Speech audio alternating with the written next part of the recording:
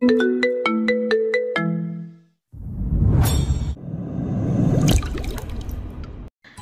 সবাই একসাথে ভিতরে যাব, কেউ যেন পালাতে না পারে। ঠিক আছে ম্যাম। সবাই একসাথে ভিতরে ঢুকলো, গিয়ে দেখলো আসামিরা সবাই বসে আছে। আরে দেখ কে এসেছে। কমিশনার ভয় পায় বলে একজন মেয়ে পুলিশ পাঠিয়েছে আমাদেরকে ধরতে।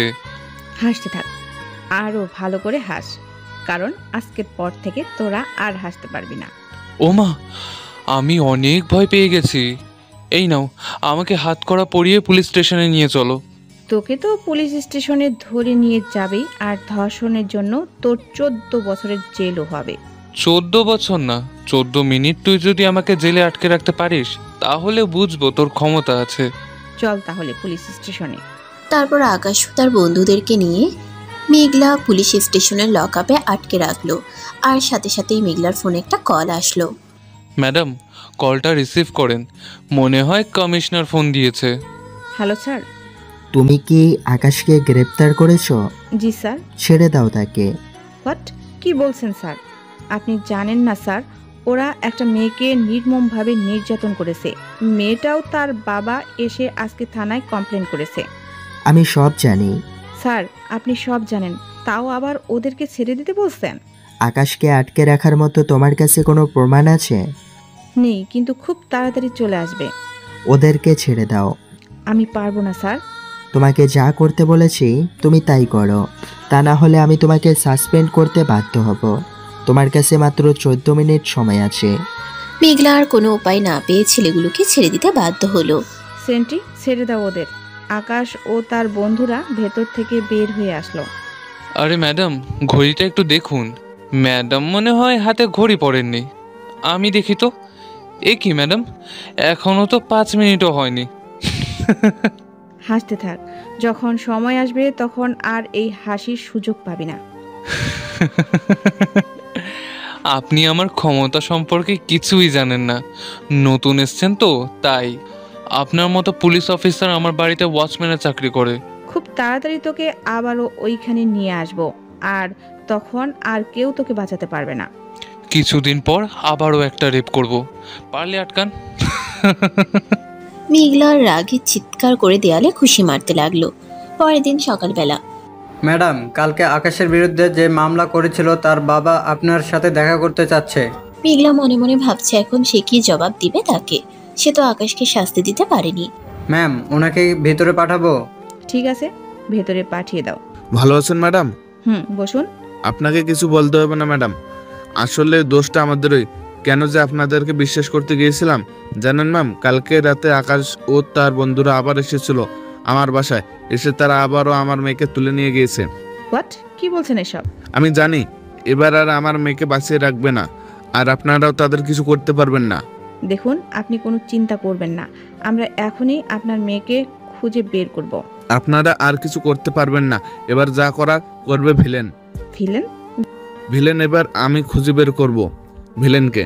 আমার মেয়েকে তো আর বাঁচাতে পারবো না, কিন্তু যারা ওর সাথে অন্যায় করেছে তাদের শাস্তি দিতে এবার আমি ভিলেনকে খুঁজে বের করব। আসি ম্যাডাম, ধন্যবাদ। ভিলেনকে? এই ভিলেন যেখানে পুলিশের চাইতেও ভিলেনকে এত বেশি ভরসা করে না, তার আগে মেয়েটিকে খুঁজে বের করতে হবে। হে আল্লাহ, আমি তো আমার মেয়েকে বাঁচাতে পারলাম না, তোমার কাছে এখন একটাই চাওয়া, ভিলেন রাজাকে যেন খুঁজে পাই। কিছু সময় পর মেয়েটির লাশ খুঁজে পায় পুলিশরা। লাশটি দেখে মেঘলার চোখের কোণায় পানি চলে আসে। হ্যালো। কি ম্যাডাম, কেমন দিলাম? বলেছিলাম না আবার হবে। এবার আমি রেপ করেছি, সাথে মেরেও ফেলেছি।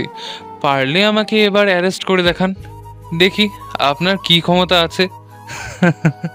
তোকে আমার হাত থেকে কেউ বাঁচাতে পারবে না আকাশ, তোর মৃত্যু আমার হাতেই হবে। মেঘলার ফোনে কল চলে আসলো। ফোনটা কেটে দিয়ে স্যারের উদ্দেশ্যে মেঘলা বলল, দেখছেন স্যার, কাল যদি ওই আকাশের বাচ্চাটাকে না ছাড়তাম তাহলে আজ এই মেয়েটাই বেঁচে থাকতো।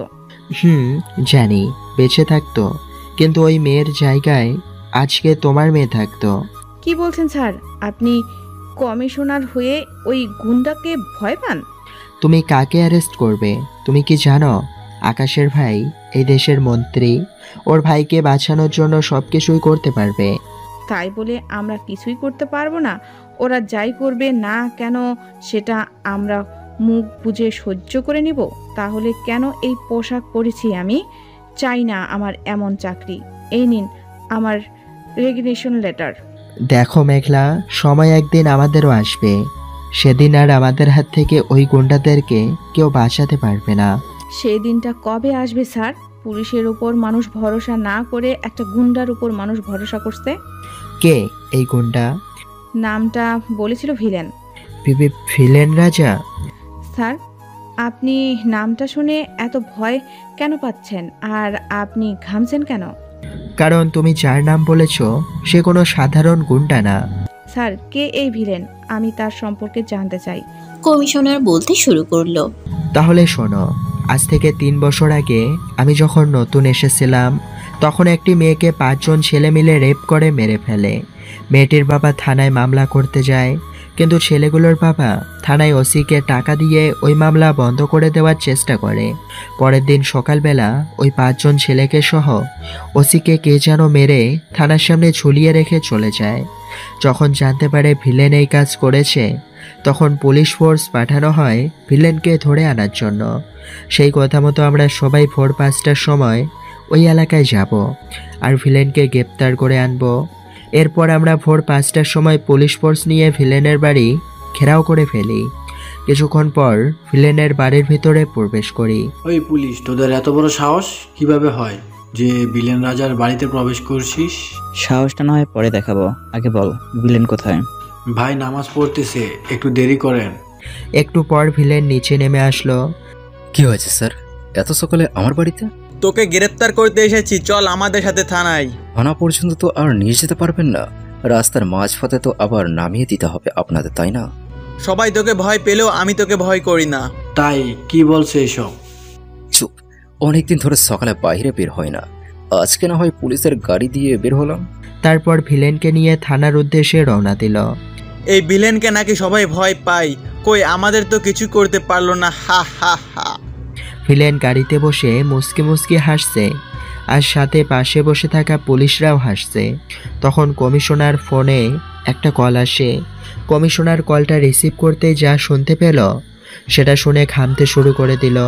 কমিশনারকে ঘামতে দেখে সবাই কমিশনারকে জিজ্ঞেস করলো। বাসা থেকে মা ফোন করেছিল, বলল কারা যেন এসে আমার বউ বাচ্চাকে তুলে নিয়ে গিয়েছে, আর যাওয়ার সময় নাকি একটা নাম বলে গিয়েছে। কি নাম স্যার? ভিলেন। কথাটা শুনে স্যারের চোখ মুখ সবাই ভয়ে দেখতে পেল। সব পুলিশ তো ভিলেনের দিকে তাকালো। ভিলেন এখন অট্টহাসিতে হেসে যাচ্ছে। এক এক করে সবার ফোনে কল আসতে লাগলো, আর কারো না কারোর কেউ না কেউ একজন কিডন্যাপ হয়েছে, আর যাওয়ার সময় সবাইকে একটা নাম বলে গিয়েছে, তা হলো ভিলেন। সব পুলিশ তখন ভয় পেতে লাগলো। স্যার বাইরে তাকিয়ে দেখেন। কমিশনার বাহিরে তাকিয়ে দেখলো প্রায় 100 গাড়ি পুলিশের গাড়িকে ঘিরে সাথে করে যাচ্ছে। তখন সব অফিসাররা মিলে ভিলেনের কাছে গিয়ে মাপ চাইতে লাগলো। আমি বলেছিলাম না আপনারা আমাকে মাঝপথে নামিয়ে দিবেন, দেখলেন তো আমার কথাই সত্যি হলো। স্যার আমাদের ভুল হয়ে গিয়েছে, প্লিজ আমাদেরকে ক্ষমা করে দিন। আপনারা আমাকে ধরতে এসেছেন কারণ আমি ওই খারাপ 5 জন ছেলে আর পুলিশকে মেরেছি, তাই তো? কিন্তু আপনারা এটা জানেন না যে ছেলেগুলো একটা মেয়ের স্বপ্ন, তার পরিবারের স্বপ্ন শেষ করে ফেলেছে। মেয়েটা বড় হয়ে ডাক্তার হতে চেয়েছিল কিন্তু হতে পারল না, আর আপনাদের পুলিশ ওই ছেলেগুলোকে সাহায্য করতে চেয়েছিল বাঁচানোর জন্য, তাই আমি সবাইকেই মেরে ফেলেছি। সুতরাং আপনারা যদি এখন গাড়ি থামাতেন তাহলে আমি বাড়ি চলে যেতে পারি। ভিলেনের কথা শুনে সাথে সাথে গাড়ি ব্রেক করে ভিলেনকে নামিয়ে দেয়। ভিলেন যাওয়ার আগে হাসতে হাসতে বলতে লাগলো, আমার অনুমতি ছাড়া কেউ আমাকে থানায় নিয়ে যেতে পারবে না, এটাই হলো ভিলেন রাজার পাওয়ার। বর্তমান এই হলো ভিলেন রাজার পাওয়ার, যাকে থানায় পর্যন্ত আনতে পারতো না পুলিশরা। শুধু পুলিশ কমিশনার না, মন্ত্রীরা পর্যন্ত ভয় পেত ভিলেনকে। তবে পুলিশের চোখে সন্ত্রাসী হলেও সাধারণ মানুষের চোখে ভিলেন রাজা হচ্ছে হিরো। স্যার, ভিলেন এখন কোথায়? জানি না, তবে সবাই এখনো বিশ্বাস করে ভিলেন বেঁচে আছে। ঠিক আছে স্যার, আমি ভিলেনকে খুঁজে বের করব। মেঘলা এখন আর থানায় না গিয়ে সোজা চলে গেল শাওনের কাছে। মেঘলা জানতে পেরেছে শাওন ভিলেনের ব্যাপারে সবকিছু জানে। শাওন এখন একটা চায়ের দোকান চালায়। বলেন ম্যাডাম, কি চা খাবেন? ভিলেন কোথায়? আপনি ভুল জায়গাতে চলে এসেছেন ম্যাডাম, মাফ করবেন। আমি ভুল জায়গায় আসিনি শাওন, আমি ভিলেনের সম্পর্কে জানতে চাই, প্লিজ আমাকে ফিরিয়ে দিও না। শাওন কিছুক্ষণ ভেবে তারপর বলল, বিকালে আমার বাড়িতে চলে আসবেন, সেখানে কথা হবে। এখন এখান থেকে চলে যান। মেঘলা শাওনের কথা মতো বিকেলে তার বাড়িতে চলে যায়। এইবার বলো ভিলেন সম্পর্কে। অতীত। ভাই রেডি হয়ে কোথায় যাচ্ছ? একটু বাইরে যাব। আচ্ছা ঠিক আছে চলো। তুই কোথায় যাবি? কেন, তোমার সাথে যাব। আজকে আমি একাই বের হব। আমি তোমাকে একা বের হতে দিব না, তোমার সাথে আমিও যাব। ভয় পাচ্ছিস কেন? আমার কিচ্ছু হবে না। আচ্ছা ঠিক আছে। ভিলেন চলে গেল। এই তোরা শুন আমার কথা, ভাই যতই বলুক না কেন তোরাও চল, আমরা দূর থেকে ভাইকে ফলো করব। কিরে তোরা এমন করে আমার দিকে তাকিয়ে আছিস কেন? শাওন ভাই আপনার পিছনে তাকিয়ে দেখেন। শাওন পিছনে তাকিয়ে দেখে ভিলেন সেখানে দাঁড়িয়ে রয়েছে। আর যদি তোরা আমার পিছু নিয়েছিস তো তাহলে তোদের এমন অবস্থা করবো যে আর কোনোদিন আমার সাথে আসতে পারবি না। এরপর ভিলেন চলে গেল। তবে তার একটা সুন্দর নাম আছে নিলয়, কিন্তু সবাই তাকে ভিলেন রাজা হিসেবেই চিনে আর ডাকে। একজন ছেলে শাওনের উদ্দেশ্যে বলল, ভাই আমরা কি এখন ভিলেন রাজকে ফলো করব? তোরা যদি মায়ের খাওয়ার ইচ্ছে থাকে তাহলে তুই যা। ভিলেন অনেকদিন পর গাড়ি নিয়ে একা রাস্তায় বের হয়েছে। হঠাৎ দেখলো রাস্তার পাশে মানুষের ভিড়, সবাই দাঁড়িয়ে আছে। ভিলেনের মুখে রুমাল লাগিয়ে গাড়ি থেকে নামলো সেখানে কি হয়েছে দেখার জন্য। গিয়ে দেখলো একটি মেয়ে একজন বৃদ্ধা মহিলাকে নিয়ে বসে আছেন আর সবার কাছে সাহায্য চাইছে হাসপাতালে নিয়ে যাওয়ার জন্য।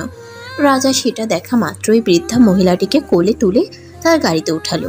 মেয়েটি বৃদ্ধা মহিলাটির মাথা তার কোলে রেখে বসে পড়ল। কিছুক্ষণ পর তারা হাসপাতালের সামনে চলে আসলো। রাজা মহিলাটিকে হাসপাতালে ভর্তি করিয়ে দিয়ে চলে এলো। বাড়িতে এসে দেখে পেছনের সিটে একটি ব্যাগ পড়ে আছে। ভিলেন ভাবছে ব্যাগটি মনে হয় ওই মেয়ের, সেজন্য ব্যাগটি মেয়েটিকে দিয়ে আসতে গেল। ভিলেন ব্যাগটি নিয়ে হাসপাতালের ভিতরে গিয়ে দেখে মেয়েটি ডাক্তারের সাথে ঝগড়া করছে। কি হয়েছে? দেখুন না, ডাক্তার বলেছে অপারেশন নাকি করবে না। ভিলেন ডাক্তারের উদ্দেশ্যে বলল, আপনি অপারেশন করবেন না কেন? আগে টাকা জমা দিন, তারপর অপারেশন হবে। আমি তো আপনাকে বললাম যে আমি টাকা জমা করে দেব, আপনি অপারেশন শুরু করেন। সরি, আগে টাকা জমা করুন, এরপর অপারেশন হবে। আমি নিচে গিয়ে টাকা জমা করে আসছি, আপনি অপারেশন থিয়েটারে যান। আচ্ছা ঠিক আছে, টাকা জমা করুন, 1 ঘন্টার মধ্যে অপারেশন শুরু হয়ে যাবে। আপনার হাতে মাত্র 5 মিনিট সময় আছে, এর মধ্যেই আপনাকে অপারেশন শুরু করে দিতে হবে। তা না হলে তুই আমাকে কি করবি? তুই আমাকে চিনিস আমি কে? আমার এক ফোনে তোকে উপরে পাঠিয়ে দিতে পারে। আপনি অপারেশন করবেন কি না?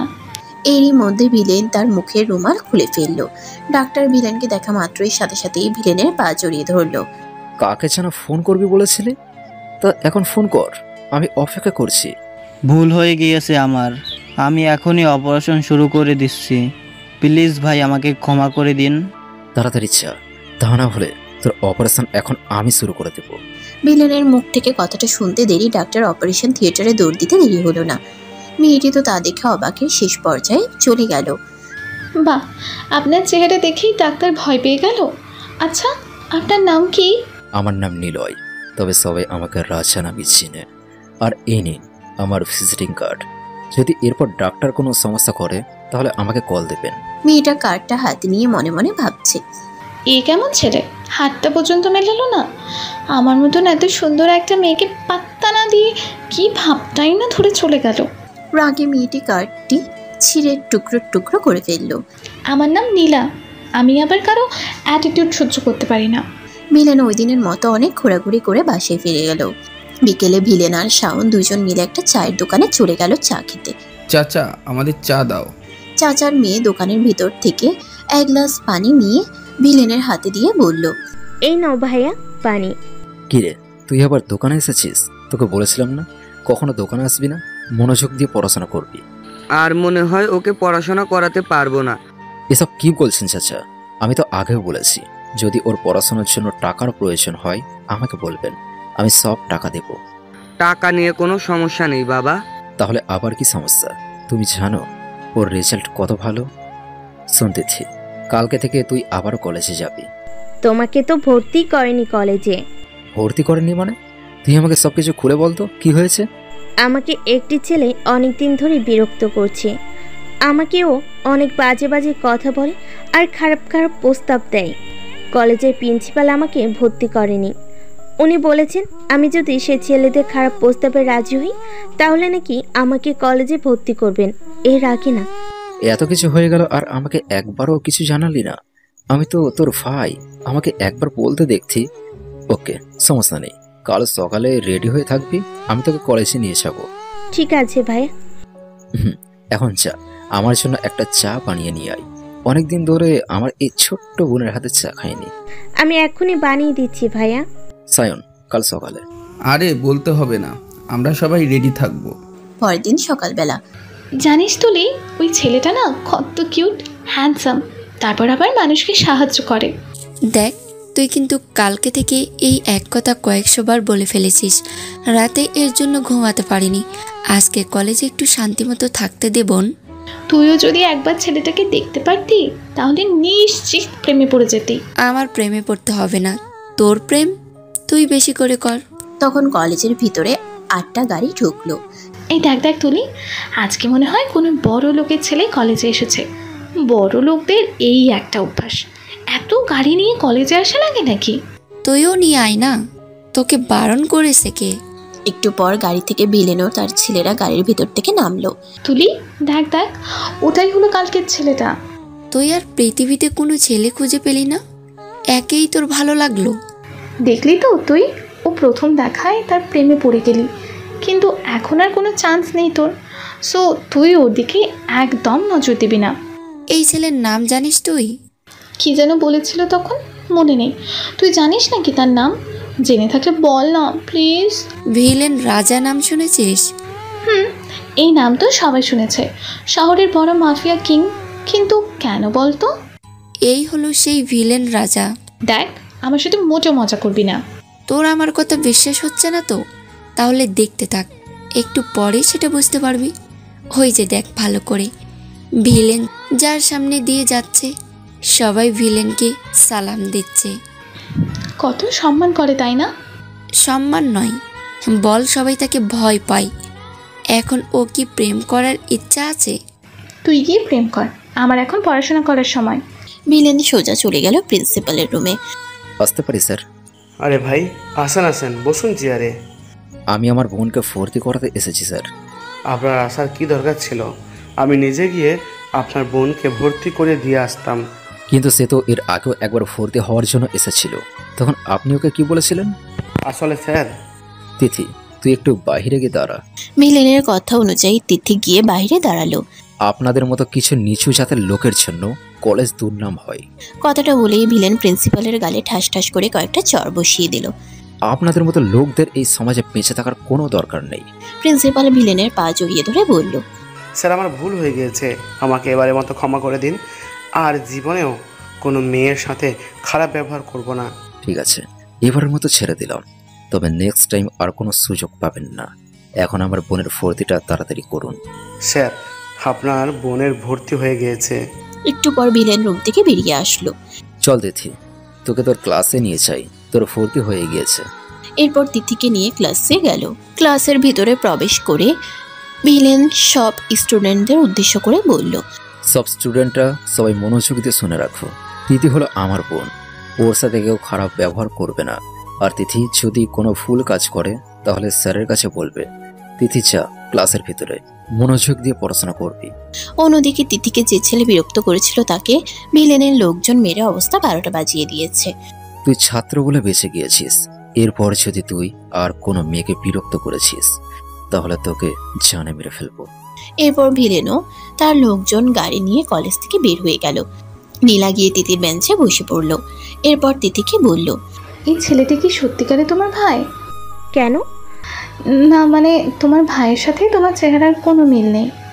উনি আমার আপন ভাই না, তবে আমাকে আপন বোনের থেকেও অনেক বেশি ভালোবাসেন। আমি নিজেও নিজের ভাইয়ের মতো ভালোবাসি। তোমার ভাই তো একটা গুন্ডা তাই না?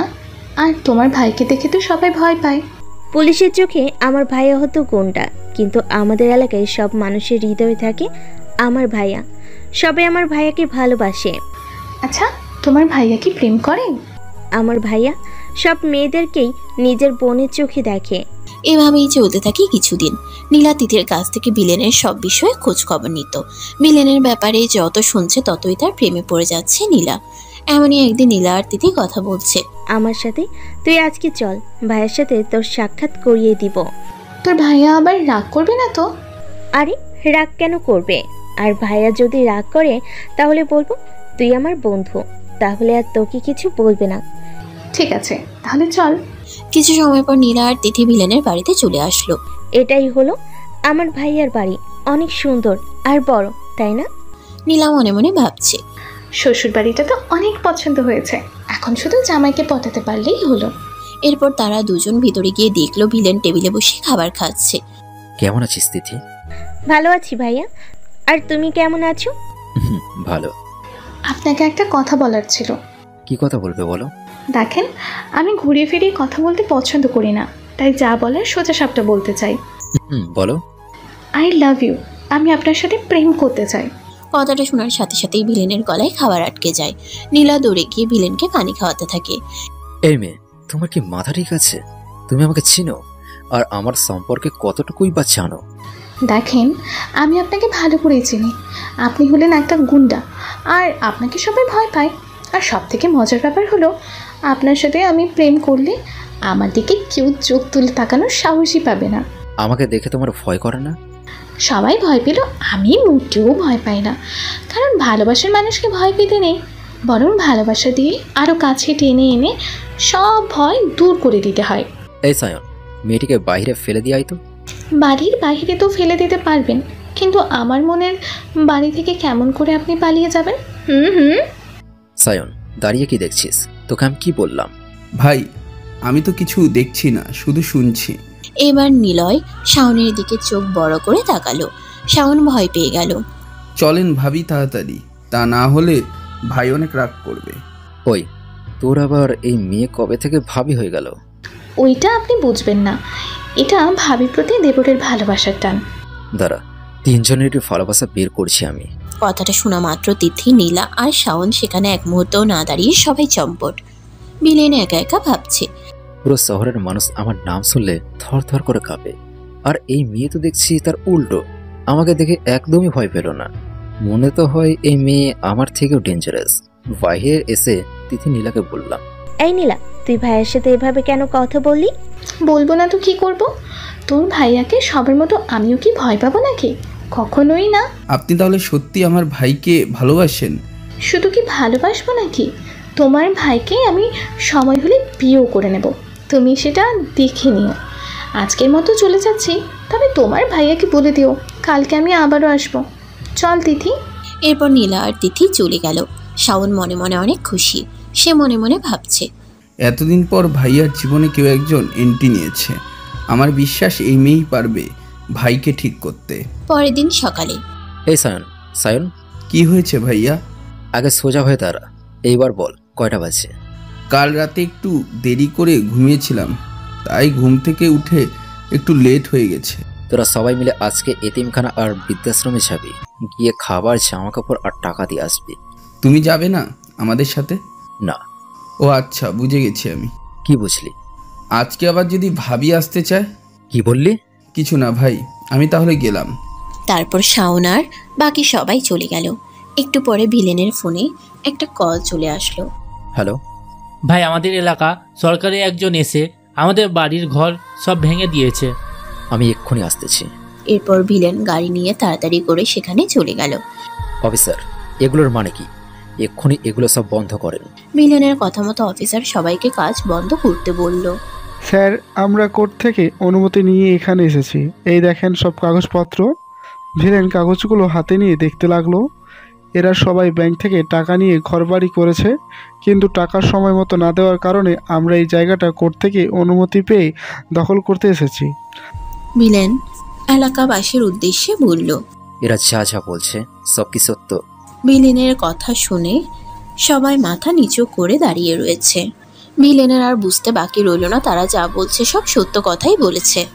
অফিসার, যদি টাকা আমি এখন দিয়ে দিই তাহলে? আপনি যদি আমাদের পাওনা টাকা দিয়ে দেন তাহলে আমরা এই জায়গাটা আপনাকে দিয়ে দেব।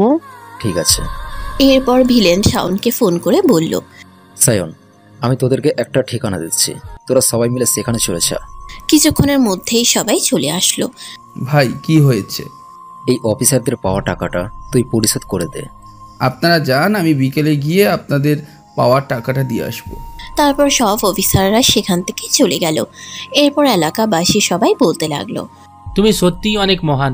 আমরা জানি না মানুষজন কেন তোমাকে ভিলেন বলে, আসলে তুমি হলে আমাদের হিরো। সায়ন, বলো ভাইয়া। এইসব বাড়ি আগুন দিয়ে জ্বালিয়ে দে। ভাইয়া কি বলছো? যা বলছি তাই কর। তারপর ভিলেনের লোকেরা সব বাড়িতে আগুন ধরিয়ে দিল। এরপর এলাকাবাসী আবারও বলল, তোকে আমরা একটু আগে হিরো বলেছিলাম, আসলে তুই হিরো না, তুই সত্যি একটা ভিলেন। আমরা তোকে আসতে বলেছিলাম আমাদের সাহায্য করে দেওয়ার জন্য, কিন্তু তুই আমাদের আরও ক্ষতি করে দিয়ে গেলি, সব জায়গা নিজের করে নিলি, আর আমাদের বাড়িতে আগুন লাগিয়ে দিলি। তোর কখনো ভালো হবে না, তোকে অভিশাপ দিচ্ছি, তোর মৃত্যু রাস্তার কুকুরের মতোই হবে। সবাই কান্না কান্না করতে করতে কথাগুলো বলল। ভিলেনের এমন কাণ্ড দেখে তার লোকজনও মাথা নিচু করে দাঁড়িয়ে আছে, আর ভিলেন মাথা উঁচু করে সব বাড়ি পুড়তে দেখছে। এরপর ভিলেনও তার লোকজন সেখান থেকে চলে আসে। বাড়িতে এসে শাওন ভিলেনকে বলল, ভাই একটা কথা বলবো। বল, কি কথা বলবি? যখন তোমাকে ওরা খারাপ খারাপ কথা বলছিল তখন তুমি ওদের সত্যি কথাটা বললে না কেন? আমি কারো কাছে কখনো হিরো হতে চাই না তাই। আর ওখানে কালকে থেকে যেন বাড়ি বানানোর কাজ শুরু হয়ে যায়, আর ব্যাংক থেকে সব দলিলপত্র ওদের কাছে দিয়ে আসবি। ঠিক আছে ভাই। সায়ন, বাড়িতে কাজের লোক রেখেছিস নাকি? না তো। কেন ভাইয়া? তাহলে রান্নাঘর থেকে এত সুন্দর খাবারের বাসনা আসছে কেন? আমি গিয়ে দেখে আসি। একটু পর শাওন ফিরে আসে, তবে তার চেহারাতে মুচকি মুচকি হাসি ফুটে উঠেছে। কিরে, তুই আমার মুচকি মুচকি হাসতেছিস কেন? তুমি রান্নাঘরে গিয়ে দেখো কে এসেছে, গেলেই বুঝতে পারবে। এরপর ভিলেন রান্নাঘরে গেল। রান্নাঘরে গিয়েই তো ভিলেন অবাক। এই মেয়ে, তুমি এখানে কি করো? বারে, দেখতে পাচ্ছ না তোমার জন্য আমি রান্না করছি? যদি নিজের ভালো চাও তো এক্ষুনি আমার বাড়ি থেকে চলে যাও। তোমাকে খাবার খাইয়ে এরপর আমি চলে যাব। দেখো, তোমাকে দেখার জন্যই তো আমি আসলাম। ভালোভাবে বলছি, এখান থেকে চলে যাও। তুমি শুধু আমার ভালো দিকটাই দেখেছো, খারাপ দিকটা কিন্তু এখনো দেখো নাই। আচ্ছা দেখাও তো দেখি, তুমি কেমন খারাপটা দেখাতে পারো। কথাটা বলেই নীলা নিলয়ের সামনে এক পা এগিয়ে গেল। এই তোমার সাহস! আমি এক পা সামনে এগোতেই তুমি দুই পা পিছিয়ে নিলে। এই সায়ন, সায়ন! ওই সবসময় শুধু শাওন শাওন করো কেন? আমি তোমাকে মোটেও ভয় পাই না, তাহলে শাওনকে কিভাবে ভয় পাবো বলো? ভিলেন মনে মনে ভাবছে। তাই তো, এই মেয়ে তো আমাকেই ভয় পায় না, তাহলে সায়নকে কিভাবে ভয় পাবে? ভাইয়া আমাকে কি কারণে ডাকলে আবার? চাচিকে ডেকে নিয়ে আই। ঠিক আছে ভাইয়া। একটু পর চাচি চলে আসলো। কি হয়েছে নিলয়, আজকে হঠাৎ করে ডাক দিলি যে? আসসালামু আলাইকুম চাচি আম্মা। ওয়ালাইকুম আসসালাম। থাক থাক মা, বেঁচে থাকো। তা তোমাকে তো ঠিক চিনতে পারলাম না, কে তুমি মা? আপদ, চিনি না জানি না, হুট করে বাড়িতে ঢুকে পড়েছে। আমি তো মেয়েদের গায়ে টাচ করি না, তাই তোমাকে আসতে বললাম। এই মেয়েকে গলা ধাক্কা দিয়ে বাড়ি থেকে বের করে দাও। মিথ্যা কথা বলছে চাচি আম্মা, আমার সাথে অনেক দিন ধরে প্রেম করে আসছে। এখন আমি বিয়ে করার জন্য কথা বলাতে আমাকে চিনতেই পারছে না। এই মেয়ে, এসব তুমি কি বলছো? আমি তো তোমাকে ভালো করে চিনি না। আমি তো আগেই সন্দেহ করেছিলাম, তার জন্য বিয়ের কথা বলেই সবসময় এড়িয়ে যেত। থাক মা, তুমি আর কান্না করো না। নীলা তখন ভিলেনকে চোখ মারলো আর ইশারায় বুঝালো অভিনয়টা কেমন হয়েছে। চাচি, তুমি এখন যাও, পরে এসো। এটা কি হলো? চাচিকে আবার পাঠিয়ে দিলে কেন? দেখো, আমি শেষবারের মতো বলছি, এখান থেকে চলে যাও, তা না হলে এখন আমার রাগটা কিন্তু তুমি দেখতে পারবে। ঠিক আছে, আমি চলে যাব, তবে আমি যা রান্না করেছি সেটাকে খেয়ে নাও। তোমার খাওয়া শেষ হলেই আমি চলে যাব। মহা মুসিবতে বললাম তো, এই মেয়ে তো কিছুতেই যাচ্ছে না। খাবারে মনে হয় বিষ আছে, তাই হয়তো এত করে খেতে বলছো। বলা তো চাই না, আমার তো আবার অনেক শত্রু। নীলা কিছুক্ষণ নিলয়ের দিকে অদ্ভুত দৃষ্টিতে তাকিয়ে থাকলো, তারপর নিজেই একটা প্লেট নিয়ে প্রতিটা খাবার থেকে অল্প অল্প করে খাবার নিয়ে খেতে শুরু করলো। যদি 5 মিনিটের মধ্যে আমার কিছু হয় তাহলে বুঝবে আমি খাবারে বিষ মিশিয়েছি, আর যদি আমার কিছু না হয় তাহলে তোমাকে সব খাবার খেতে হবে। ও আচ্ছা, তাহলে আমাদের খাবার খাইয়ে মারার ধান্দা? এতগুলো খাবার একটা মানুষ তো এমনিতেই খেলে মরে যাবে। নীলা এবার রেগে গেল, চোখ মুখ নাক সব মরিচের মতো লাল হয়ে গিয়েছে। নীলার অবস্থা দেখে নিলয়ের একটু হাসি পেল। তারপর ভিলেন আর কিছু না বলে টেবিলে বসে খেতে শুরু করলো। নীলা এটা দেখে মুচকি একটা হাসি দিল। তো কেমন হয়েছে আমার রান্না? একদম বাজে খাবার হয়েছে। এগুলো কি মানুষে খেতে পারে নাকি? নীলা এবার মন খারাপ করে দাঁড়িয়ে রইল। ভিলেন খাবার শেষ করে বলল, রান্নাটা সত্যি বলতে ভালোই হয়েছে। ধন্যবাদ। এখন তাড়াতাড়ি বিদায় হও। তুমি বললেও এখন আর আমি এখানে থাকবো না। এরপর নীলা সবকিছু গুছিয়ে রেখে চলে গেল। ভাইয়া, আজকে তোমার পরিবার ও তোমার শত্রুরা ওসমান ভাইয়ার পার্টিতে আসবে, আমাদের ইন্টারভিউ করছে। ঠিক আছে, আমিও যাব। আর আমাকে মারার জন্য তারা কি প্ল্যান করেছে সেটাও জানতে হবে। ঠিক আছে ভাইয়া। ভিলেনের পরিবারে দাদি, বাবা মা, কাকা কাকি আর নিলয়ের আপন এক ভাই ও চাচাতো এক ভাই ও বোন আছে। নিলয়ের আরেক ভাই ছিল যাকে নিলয় নিজের হাতেই মেরে ফেলেছে। 3 ভাইয়ের মধ্যে নিলয় সবার ছোট। নিলয়ের বড় ভাই বিয়ে করেছে। সন্ধ্যায় ভিলেন ও তার লোকজন পার্টিতে চলে যায়। আসসালামু আলাইকুম ভাইয়া, কেমন আছেন? ওয়ালাইকুম আসসালাম, আলহামদুলিল্লাহ ভালো আছি। তা পার্টি কি উপলক্ষে দেওয়া হয়েছে? আজকে আমার মেয়ের জন্মদিন, তাই একটু ছোটোখাটো আয়োজন করলাম। ভাইয়া ভেতরে আসে বসেন। ভিলেন ভিতরে গিয়ে বসে পড়ল। একটু পর নিলয়ের পরিবারের সবাই চলে আসে। ভাইয়া, আপনার পরিবারের সবাই এসে গিয়েছে? নিলয় পিছনে ফিরে আবারও সামনের দিকে তাকালো। একটু পর নিলয় দেখলো তমা এক জায়গায় দাঁড়িয়ে আছে, তাই সেও সেখানে গেল। শুনলাম তুই নাকি সামিমকে বিয়ে করেছিস। আমি কাকে বিয়ে করলাম না করলাম সেটা শুনলেন আপনি কে? ভুল করছিস তুই, সামিম ভালো ছেলে না। ভাইয়া, ভাইয়া। একটু পর সেখানে আরমানও চলে আসলো। কি হয়েছে তোমার? এই ছেলেটা আমাকে বিরক্ত করছে। এই কথা শোনা মাত্র আরমান ভিলেনের মাথায় বন্দুক ঠেকিয়ে বলল, তোকে চাইলে আমি এক্ষুনি মেরে ফেলতে পারি, কিন্তু আমি চাই না তোকে আমার পরিবারের সামনে মারি। বাঁচতে চাইলে এখনই এখান থেকে চলে যা। ভিলেন মুচকি হেসে বলল, এত সহজে ভিলেনকে মারা? একবার চারিদিকে ফলো করে তাকিয়ে দেখ। আরমান চারিদিকে তাকিয়ে দেখলো ভিলেনের লোকজন হাতে পিস্তল নিয়ে তার লোকজনের মাথার পিছনে ধরে দাঁড়িয়ে আছে। এমনকি তার পরিবারের উপরেও পিস্তল তাক করে ধরে রেখেছে। যদি তুই একটা গুলি চালাস তাহলে এখানে 100 গুলি চলবে। আমার আবার দয়া মায়া বলতে কিছুই নেই, যেটা ছিল সেটা অনেক আগেই শেষ হয়ে গিয়েছে। তুই আর বেশি দিন বাঁচতে পারবি না। বারে বার তো চেষ্টা করে দেখেছিস, কিন্তু একবার তো সফল হতে পারিসনি। ঠিক আছে, আর চেষ্টা করে দেখ পারিস কিনা। সায়ন। জি ভাইয়া। সবাইকে নিয়ে চল, এখন এরা আমাকে নিয়ে মারার প্ল্যান করবে। তবে যাওয়ার আগে শুনে রাখ আরমান, তোর বাপকে বলবি অন্যের জমি যেন জোর করে দখল না করে। আর যদি এই কাজটা করে তাহলে আমি সেখানে অবশ্যই থাকবো। Good bye mister Arman Chowdhury. Niloy কালো একটা সানগ্লাস চোখে পড়ে ভিলেনের মতো করে একটা হাসি দিয়ে চলে গেল। ভাইয়া, একটা প্রশ্ন করব তোমাকে। কর। তোমার পরিবার কেন তোমার দুশমন? তোমাকে কেন তারা মারতে চায়? আর তুমি কেন তোমার আপন বড় ভাইকে মেরে ফেললে? তুমি কতবার বলবো আমি তোকে এসব প্রশ্নের উত্তর দিতে পারবো না? তা বলবে কেন? আমি তোমার কে হই যে আমাকে বলবে? এ কি, আমার ভাই দেখছি আমার উপর রাগ করেছে, এখন আমার কি হবে? আমাকে তো একজন বললেও মেরে ফেলবে। তুমি শুধু একবার বলো, এখনই ওদের গিয়ে মেরে ফেলে আসি। এই তো আমার ভাই, যে সব সময় আমাকে নিয়ে ভাবে। কিন্তু তুমি তো আমার কথা একবারও ভাবো না। আচ্ছা বল, তোর কি চাই? আমার একটা ভাবি চাই। আবার সে ফালতু পেঁচাল? ফালতু তো লাগবেই এখন। কালকে আমার জন্য একটা ভাবি নিয়ে আসবো। তোমার জন্য ভাবি আনবো মানে? তোকে বিয়ে করাবো। এমনিতেই বাড়িতে একজন মেয়ের প্রয়োজন। আমি পারবো না, তবে তুই ঠিকই পারবি। আচ্ছা, সমস্যা নেই। তোমারও বিয়ে করার দরকার নেই, আর আমারও বিয়ে করার দরকার নেই। ভাইয়া দেখো, ওইটা ভাবি না, কয়েকটা ছেলে মিলে ভাবিকে বিরক্ত করছে। গাড়ি থামাতে বল। তারপর ভিলেন একাই গাড়ি থেকে নেমে ছেলেগুলোর পিছনে গিয়ে দাঁড়ালো। নীলা ভিলেনকে দেখে মুচকে একটা হাসি দিয়ে এবার ছেলেগুলোকে মারতে লাগলো। ছেলেগুলো নীলার হাতে মার খেয়ে বুঝতে পারলো না তার মধ্যে হঠাৎ করে এমন সাহস কোথায় থেকে আসলো। পিছনে তাকিয়ে দেখে ভিলেন দাঁড়িয়ে আছে। তখন ছেলেগুলো ভিলেনের পা জড়িয়ে ধরে বলল, স্যার আমাদের ভুল হয়ে গিয়েছে, আর জীবনেও এমন কাজ করব না, প্লিজ আমাদেরকে ক্ষমা করে দিন। আমি যদি আজকে এখানে না আসতাম তাহলে তোরা কিভাবে বুঝতেছে তোরা যা করতে যাচ্ছিলি সেটা ভুল ছিল? সায়ন। ভাই বলো। এই সবগুলোকে গাড়িতে করে নিয়ে যা, এরপর এদের শিখিয়ে দে মেয়েদের সাথে কেমন ব্যবহার করা উচিত। স্যার এবারের মতো আমাদের ক্ষমা করে দিন প্লিজ। ক্ষমা কিভাবে করতে হয় সেটা আমি তোদেরকে আজ শিখাবো, চল আমার সাথে।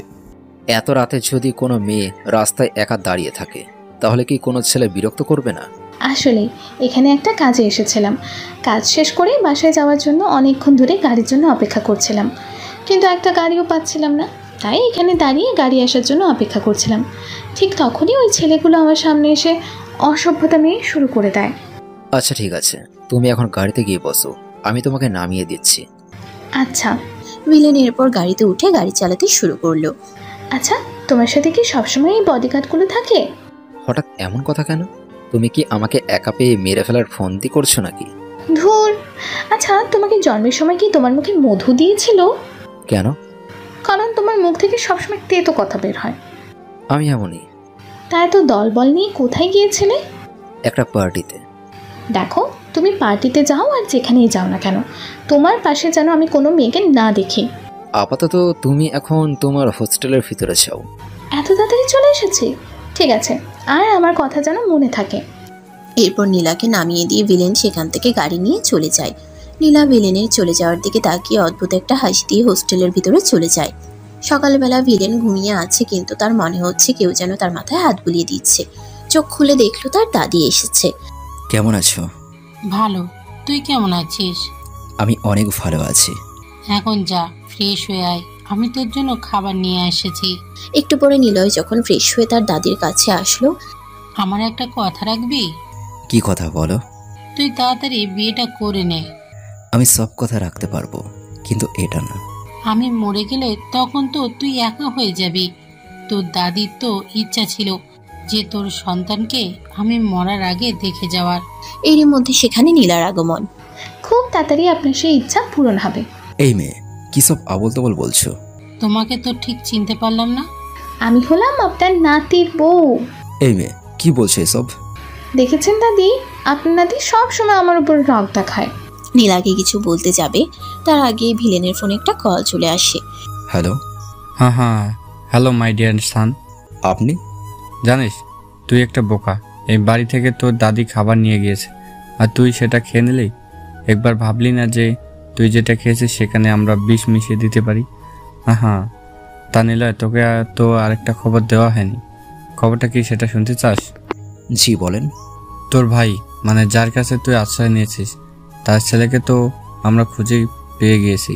এখানে নিলয়ের ভাইয়ের নাম আয়ান, বয়স 9 বছর। নিলয়ের যখন তার বাবার সাথে শত্রুতা সৃষ্টি হয় তখন আয়ানের বাবার কাছে আশ্রয় নেয়। আর আয়ানের বাবা ছিল শহরে নামকরা গুন্ডা সোহেল চৌধুরী। আরে বাবা, রাগ করে না, এখন তুই ঠান্ডা মাথায় ভাব। নিজে হাসপাতালে যাবি নাকি তোর ভাইকে বাঁচাতে যাবি? কারণ আমার লোক ইতিমধ্যে তোর ভাইকে মারার জন্য বেরিয়ে পড়েছে। বাই বাই, ছানছিউ। এরপর ভিলেন ফোনটা পকেটে রেখে দিয়ে ভাবতে শুরু করে দিল।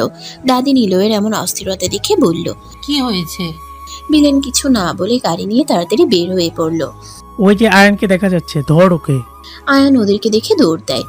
আয়ানের পিছন পিছন ওরাও দৌড়াতে লাগলো। হঠাৎ আয়ানের পা একটা ইটের সাথে ধাক্কা খায় আর আয়ান পড়ে যায়। এদিকে ভিলেন গাড়ি থেকে বেরিয়ে পড়ায় শাওন ও বাকিরা ভিলেনের মোবাইল ট্র্যাক করে তারাও রওনা দেয়। প্লিজ আমাকে মারবেন না, আমাকে ছেড়ে দেন।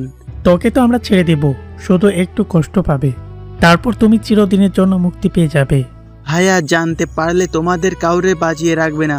তোর নীলয় ভাইকে তো বিষ খাওয়ানো হয়েছে, আর এখন মনে হয় সে হাসপাতালে ভর্তি আছে। আর চিন্তা করিস না, ডাক্তারকে বলে তোর ভাইকেও তোর কাছে পাঠিয়ে দেওয়ার ব্যবস্থা করে দেবনি। এরপর একটা লোক হাতে ছুরি নিয়ে আয়ানের দিকে এগিয়ে আসে। যেই না আঘাত করবে আয়ানের উপর, এমন সময় ভিলেনের গাড়ি এসে সোজা লোকটির উপরে উঠিয়ে দেয়। আর ভিলেন গাড়ি থেকে নেমে আসে। নিলয় ভাইয়া। ভিলেন মরে গেলেও তার ভাইয়ের কোনো ক্ষতি হতে দিবে না। ভিলেনকে দেখে সোহেল চৌধুরীর লোকেরা ভয় পেয়ে যায়। আরে তোরা কেউ ভয় পাস না, ভিলেনকে বিষ দেওয়া হয়েছে, সে একটু পর এমনিতেই মরে যাবে। আর আমাদের সাথে লড়াই করার মতো ওর কাছে এত শক্তি নেই। তোদের মাথায় আসলেই কিচ্ছু নেই। আমি তো বিষ খেয়েছি অনেক আগেই, কিন্তু দেখ এখনো তোদের সামনে দাঁড়িয়ে আছি। একটু মাতালের মতো হয়তো দুলছি, তবে আমার পর তোরা এখনো বুঝতে পারবি। এরপর ভিলেন একাই সবাইকে মারতে শুরু করে। সবাইকে মারতে মারতে আত্মরা অবস্থা করে ফেলে। তখন ওদের মধ্যে থেকে একজনের ফোন বেজে উঠল। ভিলেন ফোনটি রিসিভ করলো। নিলয়ের ভাইকে কি মেরে ফেলেছিস? মাই ডিয়ার ফাদার, নিলয় মরে গেলেও তার ভাইয়ের কিছু হতে দেবে না। ও আচ্ছা, তাহলে তুই এখনো বেঁচে আছিস? আমি বেঁচে আছি বা থাকবো সেটা কালকে বুঝতে পারবেন সোহেল চৌধুরী। এরপর ফোনটি ভিলেন জোরে মাটিতে আছাড় দিয়ে ফেলে দেয়। এরপর ভিলেন আয়ানের কাছে যায়। ভাইয়া। ভয় পাস না, আমি এখনো বেঁচে আছি। কথাটা বলেই ভিলেন মাটিতে ধপ করে পড়ে যায়। ঠিক তখনই শাওন ও বাকিরা চলে আসে। ভিলেনকে তাড়াতাড়ি হাসপাতালে নিয়ে যাওয়া হয়। একটু পর ডাক্তার ওটি থেকে বের হয়ে আসে। ডাক্তার, আমার ভাইয়ার কি অবস্থা? আমার ভাইয়া ঠিক হয়ে যাবে তো? সে এখন বিপদমুক্ত। আসলে তাকে যখন বিষ খাওয়ানো হয়েছিল তার কিছু সময় পর মনে হয় সে অনেকগুলো লবণ মরিচ খায়, যার কারণে সে বমি করে। এতে তার শরীরের বিষটা অনেক অংশে বাহিরে বেরিয়ে আসে, আর সেজন্য বিষ তার শরীরে তেমন একটা ক্ষতি করতে পারেনি। ধন্যবাদ ডাক্তার। তা আমরা কি এখন ভিতরে যেতে পারি? আর শরীর অনেক দুর্বল বলে ঘুমের ইঞ্জেকশন দেওয়া হয়েছে, তাই কিছুক্ষণ অপেক্ষা করুন। কিছুক্ষণ পর সবাই মিলে ভিলেনের কেবিনে প্রবেশ করলো।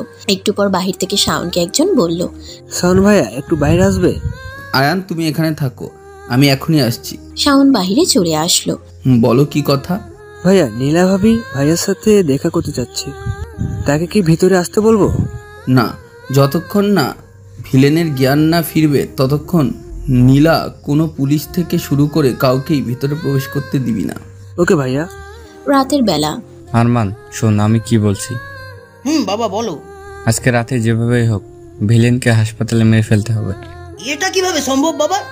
হাসপাতালে ভিলেনকে কেউ মারতে পারবে না, কারণ পুরো হাসপাতাল শাওন ও তার লোকেরা পাহারা দিচ্ছে। হাসপাতালের ভেতরে আমাদের কোনো লোক প্রবেশ করতে পারবে না। যে ডাক্তার ভিলেনের ট্রিটমেন্ট করছে তার পরিবারকে কিডন্যাপ করো, এরপর সেই ডাক্তারকে হুমকি দাও। যদি সে ভিলেনকে না মারে তাহলে আমরা তার পরিবারকে মেরে ফেলবো। বাবা, যে ডাক্তার ভিলেনের ট্রিটমেন্ট করছে সেই ডাক্তারের ফোন তারা নিয়ে নিয়েছে, যেন ডাক্তার কারোর সাথে কথা বলতে না পারে। তাহলে এই হাসপাতালে ভিলেনের যত লোক আছে তার দ্বিগুণ লোক পাঠাও, ভিলেনের শেষ করতেই হবে। ওই হাসপাতালে ভিলেনের 20,000 লোক তাকে প্রোটেকশন দিচ্ছে। এত লোকের মধ্যে গিয়ে ঝামেলা করা যাবে না বাবা। আমি ভাবছি কালকে সকালে আমাদের জন্য কি কি সারপ্রাইজ অপেক্ষা করছে সেটা নিয়ে। তাহলে এক কাজ করো, আমাদের যত বিশ্বস্ত লোক আছে তাদের সবাইকে আজকে রাতেই এই শহর ছেড়ে চলে যেতে বলো। ঠিক আছে বাবা। সকালবেলা। বাবা, বাবা দরজা খোলো, বাবা তাড়াতাড়ি খোলো। কি হয়েছে? তোর ডাকাডাকি করছিস কেন? একবার বাইরে এসে দেখো। তুই এভাবে কান্না করছিস কেন? সোহেল চৌধুরী এরপর তাড়াতাড়ি বাইরে চলে আসলো। এসে যা দেখলো তা দেখার জন্য সে মোটেও প্রস্তুত ছিল না। যা সে দেখতে পেল তা দেখে তার চোখ বড় বড় হয়ে গেল। দেখলো কালকে যারা আয়ানকে মারতে গিয়েছিল তাদের সবাইকে মেরে বাড়ির সামনে ঝুলিয়ে রেখে গিয়েছে। তাদের সবার কপালে ভিলেন নাম লেখা। একজন এসে সোহেল চৌধুরীকে ফোনটা এগিয়ে দিয়ে বলে, বস আপনার ফোন। সোহেল চৌধুরী ফোনটা রিসিভ করতেই ওপাশ থেকে, সারপ্রাইজ।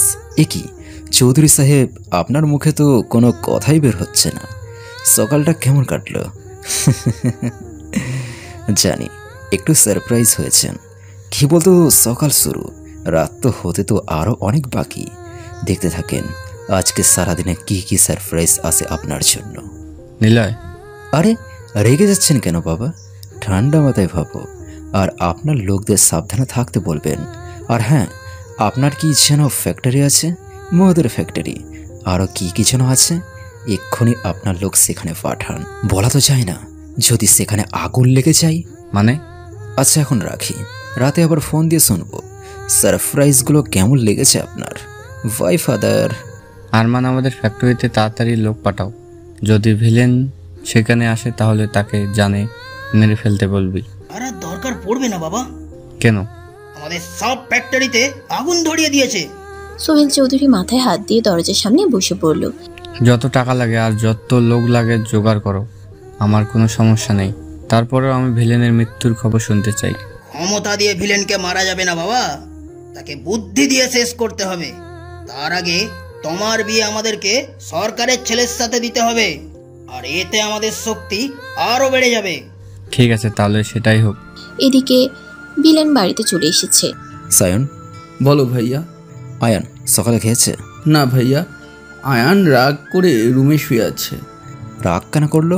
সকালে তুমি আয়ানকে না বলেই বাড়ি থেকে বের হয়ে গিয়েছিলে, সেজন্য। আচ্ছা তুই তাহলে খাবার রেডি কর, আমি আয়ানকে নিয়ে আসতেছি। ঠিক আছে ভাইয়া। এরপর ভিলেন আয়ানের রুমে গেল। আয়ান বিছানায় শুয়ে কান্না করছে। ভিলেন গিয়ে আয়ানের পাশে বসে আয়ানের মাথায় হাত রাখলো। আয়ান মাথা তুলে ভিলেনকে দেখে আবার শুয়ে পড়লো। আমি কিন্তু সকাল থেকে এখনো পর্যন্ত কিচ্ছু খাইনি। তো কি হয়েছে? আমি খাবো না, তুমি গিয়ে খেয়ে নাও। ঠিক আছে, তুই যদি তোর ভাইকে কষ্ট দিতে চাস তাহলে আর কি, না খেয়ে থাকবো। আয়ান তখন ভিলেনকে জড়িয়ে ধরে কান্না করতে লাগলো। চলো না ভাইয়া, আমরা এখান থেকে অনেক দূরে চলে যাই। আমি আব্বুকে হারিয়েছি, এখন তোমাকে হারাইতে চাই না। আরে পাগল, আমার কিচ্ছু হবে না, তুই এত কেন ভয় পাচ্ছিস? আব্বু আমাকে সব সময় এই কথাটাই বলতো, কিন্তু আব্বু তো আমাকে রেখেই চলে গেল। আচ্ছা আগে খেয়ে নেই, আমার অনেক ক্ষুধা পেয়েছে। আচ্ছা চলো তাহলে। খাবার টেবিলে গিয়ে আয়ান আর ভিলেন বসলো খাবার খেতে। এই নে হা কর। খাবো, কিন্তু তার আগে আমার একটা শর্ত আছে। শর্ত? আচ্ছা কি শর্ত? খাওয়ার পর তুমি আর শাওন ভাই দুজনে মিলে নাচবে। না, এটা হবে না। আমি বাদ, সায়ন আর বাকি সবাই নাচবে, আমি আর তুই বসে দেখব। না, তুমি আর শাওন ভাইয়া নাচবে আর আমরা সবাই মিলে দেখব, তা না হলে কিন্তু আমি খাবো না। আচ্ছা ঠিক আছে। এরপর খাওয়া দাওয়া শেষ করে আয়ান বলল, এইবার নিলয় ভাইয়া আর শাওন ভাইয়া নাচো, আর বাকিরা আমার সাথে এসে বসো। এরপর ভিলেন একজনকে বলল বক্সে গান প্লে করতে। যে বক্সে গান প্লে করা হলো তখনই ভিলেন আর শাওন দুজনে মিলে নাচতে শুরু করে দিল। তাদের নাচ দেখে তো সবাই মাটিতে গড়াগড়ি করতে শুরু করে দিল। সবার হাসির সাথে একটি মেয়েরও হাসির শব্দ কানে গেল ভিলেনের। দরজার দিকে তাকিয়ে দেখে নীলা সেখানে দাঁড়িয়ে হাসছে। ভিলেন সবাইকে বাহিরে চলে যেতে বলল। তুমি কে? আমি হলাম তোমার ভাই জিএফ। এই মেয়ে, তুমি একদম ওর সাথে মিথ্যা কথা বলবে না। আমি যা বলেছি একদম সত্যি কথাই বলেছি। আমি তোমাকে অনেক অনেক অনেক ভালোবাসি। তুমি আমার সম্পর্কে কি জানো? আমি হলাম ভিলেন, কাউকে মারতে 1 সেকেন্ডও সময় নেই না। আর তুমি আমাকে ভালোবাসো? ভালোবাসি। আচ্ছা তুমি আমাকে তোমার ভালোবাসার একটা কারণ দেখাও তো। তুমি আজ পর্যন্ত যতজনকে মেরেছো তারা সবাই খারাপ মানুষ ছিল, আর শুধু আমি না, তোমাকে অনেক মেয়েই ভালোবাসে। তুমি ভিলেন বলে ভয়ে তোমাকে কেউ বলতেই পারে না। তাহলে তুমি কেমন করে বলছো? কারণ আমি হলাম ভিলেনই। এইসব প্রেমের ভূত মাথা থেকে নামিয়ে পড়াশোনায় মন দাও। আয়ান, ভাবি হিসেবে আমাকে তোমার কেমন লাগে? আমার কাছে তো অনেক ভালো লাগেছে। কয়েক মিনিটেই বুঝে ফেললি? কয়েক মিনিট না, এর আগেও আমাদের মাঝে দেখা হয়েছিল। মানে? তখন আমি জানতাম না যে আয়ান তোমার ভাই। যদি জানতাম আয়ান তোমার ভাই, তাহলে তো প্রথমে ভাইকেই পটাতাম। জানো ভাইয়া, ভাবি না অনেক ভালো। আমাদের এখানে এসে আমাদেরকে চকলেট কিনে দিত, আবার ছোট ছোট বাচ্চাদেরকে অনেক আদর করত। তুমি এতিমখানায় কেন যেতে? আসলে আমিও এতিমখানায় মানুষ হয়েছি, আর আমার বাবা মা অনেক আগেই মারা গিয়েছে। আমি এই শহরে থাকি না, এই শহরেই এসেছি পড়াশোনা করার জন্য। আর কেন জানি তোমাকে আমার অনেক ভালো লেগে যায়। সরি, আসলে আমি বুঝতে পারিনি যে তোমার মা বাবা নেই। এ কি ভিলেন সাহেব, আপনি দেখছি আবার মন খারাপ করতেও জানেন। এই, তুমি এক্ষুনি আমার বাড়ি থেকে বের হয়ে যাও। আবার ভিলেনগিরি শুরু করে দিয়েছেন। একটা কথা মনে রাখবেন ভিলেন সাহেব, তুমি যদি হও ভিলেন, তাহলে আমি হলাম ভিলেনই। ভাইয়া, ভাবি এখানে থাকবে আর আমি ভাবির সঙ্গে গল্প করব। ভাবি, তুমি তো এখানেই থাকবে তাই না? আমি তো থাকতেই চাই, কিন্তু তোমার ভাইয়া কি আমাকে এখানে রাখবে? অবশ্যই রাখবে, কারণ আমি ভাইয়ার কাছে যা চাই তাই আমাকে দেয়। আমি এখন বাইরে যাব, তুমি কিন্তু বাসাতেই থাকবে। আর কিছু দরকার হলে সাইনকে বলবে, সাইন তোমাকে এনে দেবে। তাহলে কখন আসবে? রাতে আসবো, আর আমার আসতে অনেক দেরি হলে তুমি খেয়ে নিও। না, তুমি আসলে তারপর আমি খাবো, তুমি তাড়াতাড়ি আসবে। আচ্ছা ঠিক আছে।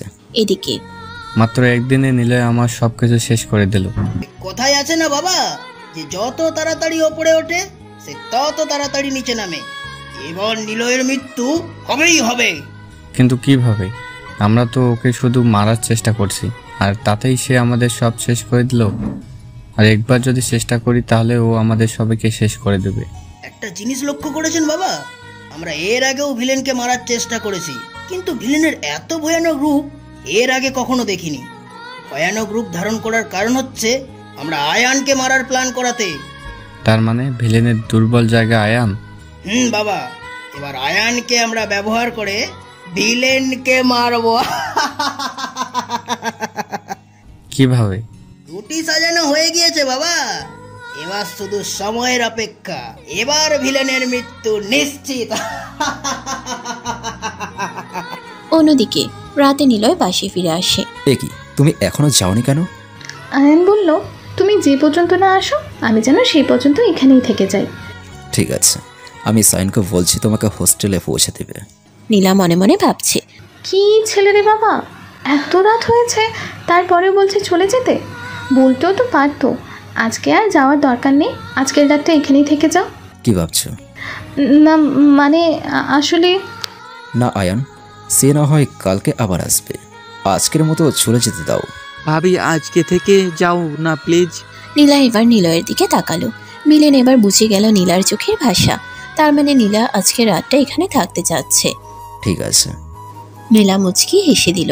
আচ্ছা আয়ান, আজকে রাতে আমি আর যাব না, আজকে রাতে আমি তোমার সাথে সারা রাত ধরে গল্প করব, ঠিক আছে? ধন্যবাদ ভাবি। এবার তোমরা ফ্রেশ হয়ে খাবার টেবিলে আসো, আমি খাবার রেডি করে দিচ্ছি। ঠিক আছে ভাবি। মিলেন তার রুমে গিয়ে শাওনকে কল দিল। হ্যাঁ ভাইয়া বলো। নীলার সম্পর্কে কি কি জানতে পারলি?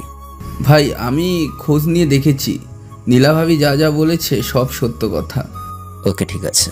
তারপর নিলয় নিচে নামলো। ভাবি আজকের খাবারটা অনেক ভালো হয়েছে। ধন্যবাদ। ভাবি তুমি আমাদের বাড়িতে বাড়ির জন্য চলে আসো। আমি তো আসতেই চাই, কিন্তু তোমার ভাইয়াই তো রাজি হয় না। ভাইয়া তুমি ভাবিকে একেবারের জন্য এখানে নিয়ে আসো না প্লিজ। চুপচাপ বসে খাও। আয়ান আর কিছু বলল না, চুপচাপ বসে খেয়ে রুমে চলে গেল। মিলেন একটু পর আয়ানের রুমে গিয়ে দেখলো নীলা আয়ানকে ঘুম পাড়িয়ে দিচ্ছে। আমি যদি আয়ানের সাথে ঘুমাই তাহলে কি কোনো সমস্যা হবে? মিলেন একটু ভেবে বলল, আচ্ছা ঠিক আছে ঘুমাও। তারপর ভিলেন তার রুমে গিয়ে ঘুমিয়ে পড়ল। সকালবেলা ভিলেনের মনে হলো তার রুমে কেউ এসেছে। ভিলেন চোখ বন্ধ করে শুয়ে রইল। একটু পর ভিলেন বুঝতে পারলো কেউ তার কপালে চুমু খেয়েছে। ভিলেন সাথে সাথেই চোখ খুলে ফেললো আর দেখলো নীলা তার পাশে বসে আছে। ভিলেন চোখ খুলছে সেটা বুঝতে পেরে নীলা দৌড় দিয়ে পালিয়ে যেতে চাইলো, কিন্তু তার আগেই ভিলেন নীলার হাত ধরে ফেললো এবং নীলার হাত ধরে টান দিতেই নীলা ভিলেনের উপর গিয়ে পড়লো। দুজন দুজনের চোখের দিকে তাকিয়ে রইল কিছুক্ষণ। এত সকালে আমার রুমে কি? না ইয়ে মানে আসলে এমনি। না ইয়ে মানে আসলে এমনিটা কি? মারতে এসেছিলে আমাকে? আমি মারতে আসিনি, তবে তোমার প্রেমে মরতে এসেছি। তুমি দেখতে অনেক সুন্দর, আমার থেকে অনেক ভালো ছেলে পাবে।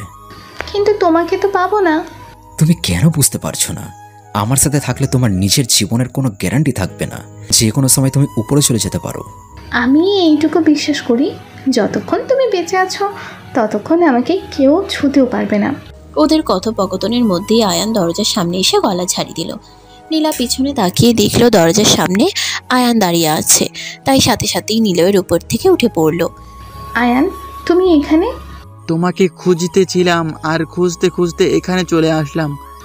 আচ্ছা চলো তাহলে। নীলা রুম থেকে বের হয়ে যাওয়ার আগে নিলয়ের দিকে তাকিয়ে চোখ মেরে গেল। নিলয়ও হেসে দিল। এরপর ফ্রেশ হয়ে খাবার খেয়ে নিল। তারপর ভিলেন গাড়িতে বসে নীলাকে নিয়ে তার হোস্টেলে রওনা দিল। আমাকে কি ভালোবাসা যায় না? না। কেন? কারণ আমি বিবাহিত। তা তোমার বউ কোথায় শুনি? আমার বউকে শত্রুরা মেরে ফেলেছে। একটু পর, সত্যি কি তুমি বিয়ে করেছিলে? আমি কারোর সাথে মিথ্যা কথা বলি না, আর মিথ্যাবাদীদেরকে আমি পছন্দও করি না। এরপর দুইজনই চুপ করে রইল। একটু পর নীলা আবারও বলল, খুব ভালোবাসতে তাকে? ভিলেন চুপ হয়ে আছে, কোনো কথা বলছে না। বলো না। আমি এসব নিয়ে কোনো কথা বলতে চাই না। তুমি বলো আর নাই বলো, আমি তোমাকে ভালোবাসি আর ভালোবেসেই যাব। আমার পিছনে ঘুরে তোমার শুধু সময় নষ্টই হবে। দেখা যাবে। এখন গাড়ি থেকে নামো, আমরা এসে গিয়েছি।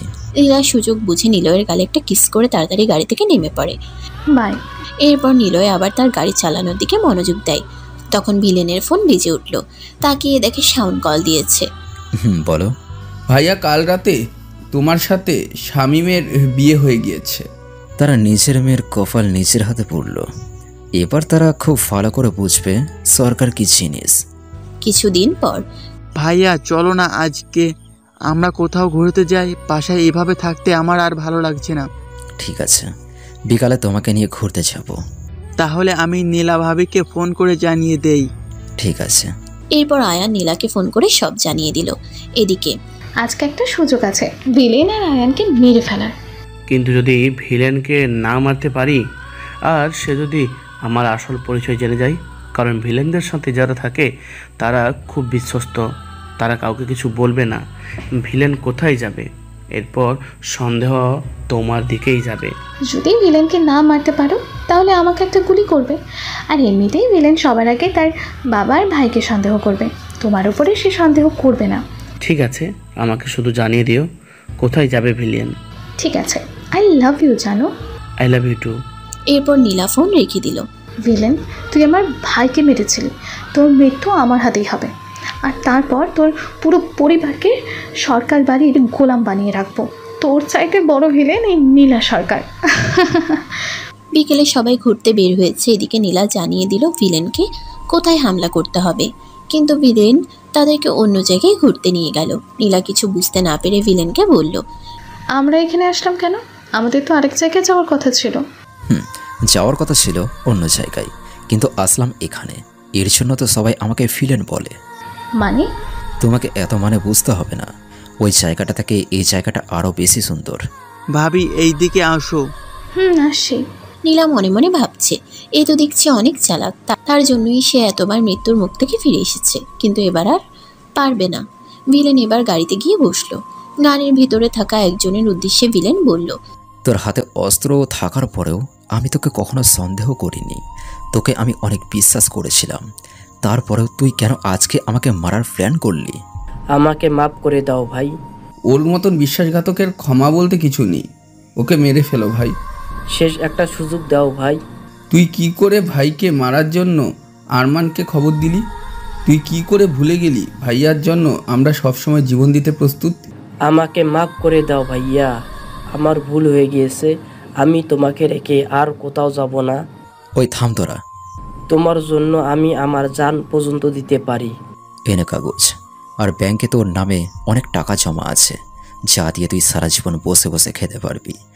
আর আজকে থেকে তোর মুখ আমাকে আর জীবনও দেখাবি না। তুমি আমাকে রাস্তা থেকে তুলে এনে নতুন জীবন দিয়েছিলে, তোমাকে রেখে আমি কেমন করে যাই? তোকে আমি ক্ষমা করে দিলেও আমার কাছে রাখতে পারবো না, কারণ তোর উপর আমার একবার যে বিশ্বাস ছিল সেটা আর কখনোই হবে না। সাহেন, তুই ওকে নিয়ে যা, আর আমার চোখের সামনেও যেন আর কখনোই না আসে। এরপর ভিলেন গাড়ি থেকে নেমে একটা খোলা জায়গায় এসে একা দাঁড়িয়ে পরিবেশটা দেখতে লাগলো। নীলা গিয়ে ভিলেনের পাশে গিয়ে দাঁড়ালো। নীলা লক্ষ্য করলো ভিলেনের চোখে পানি। তুমি কান্না করছো কেন? ভিলেন পাশে তাকিয়ে দেখলো নীলা দাঁড়িয়ে রয়েছে, তাই সাথে সাথে তার চোখের পানি মুছে ফেললো। কি হলো বলো? কাছের মানুষ যখন বিশ্বাসঘাতকতা করে তখন না চাইতেও এই চোখ দিয়ে পানি গড়িয়ে পড়ে। এই কথা শুনে নীলা চমকে গেল। মানে? নীলয় নীলার কথার কোনো উত্তর না দিয়ে বলল, গাড়িতে গিয়ে বসো, সন্ধ্যা হয়ে গিয়েছে, তাড়াতাড়ি বাড়িতে যেতে হবে। এরপর ভিলেন গাড়ির দিকে চলে গেল। নীলা মনে মনে ভাবছে তাহলে কি ভিলেন সব জেনে গিয়েছে? নীলা তার বিএফকে ফোন দিল। না, এবার আর দেরি করা যাবে না। আজকে ভিলেন যখন আমাকে হোস্টেলে নামিয়ে দিতে আসবে তখন তাকে শেষ করে দিতে হবে। ভিলেন কি গাড়ি থেকে নামবে?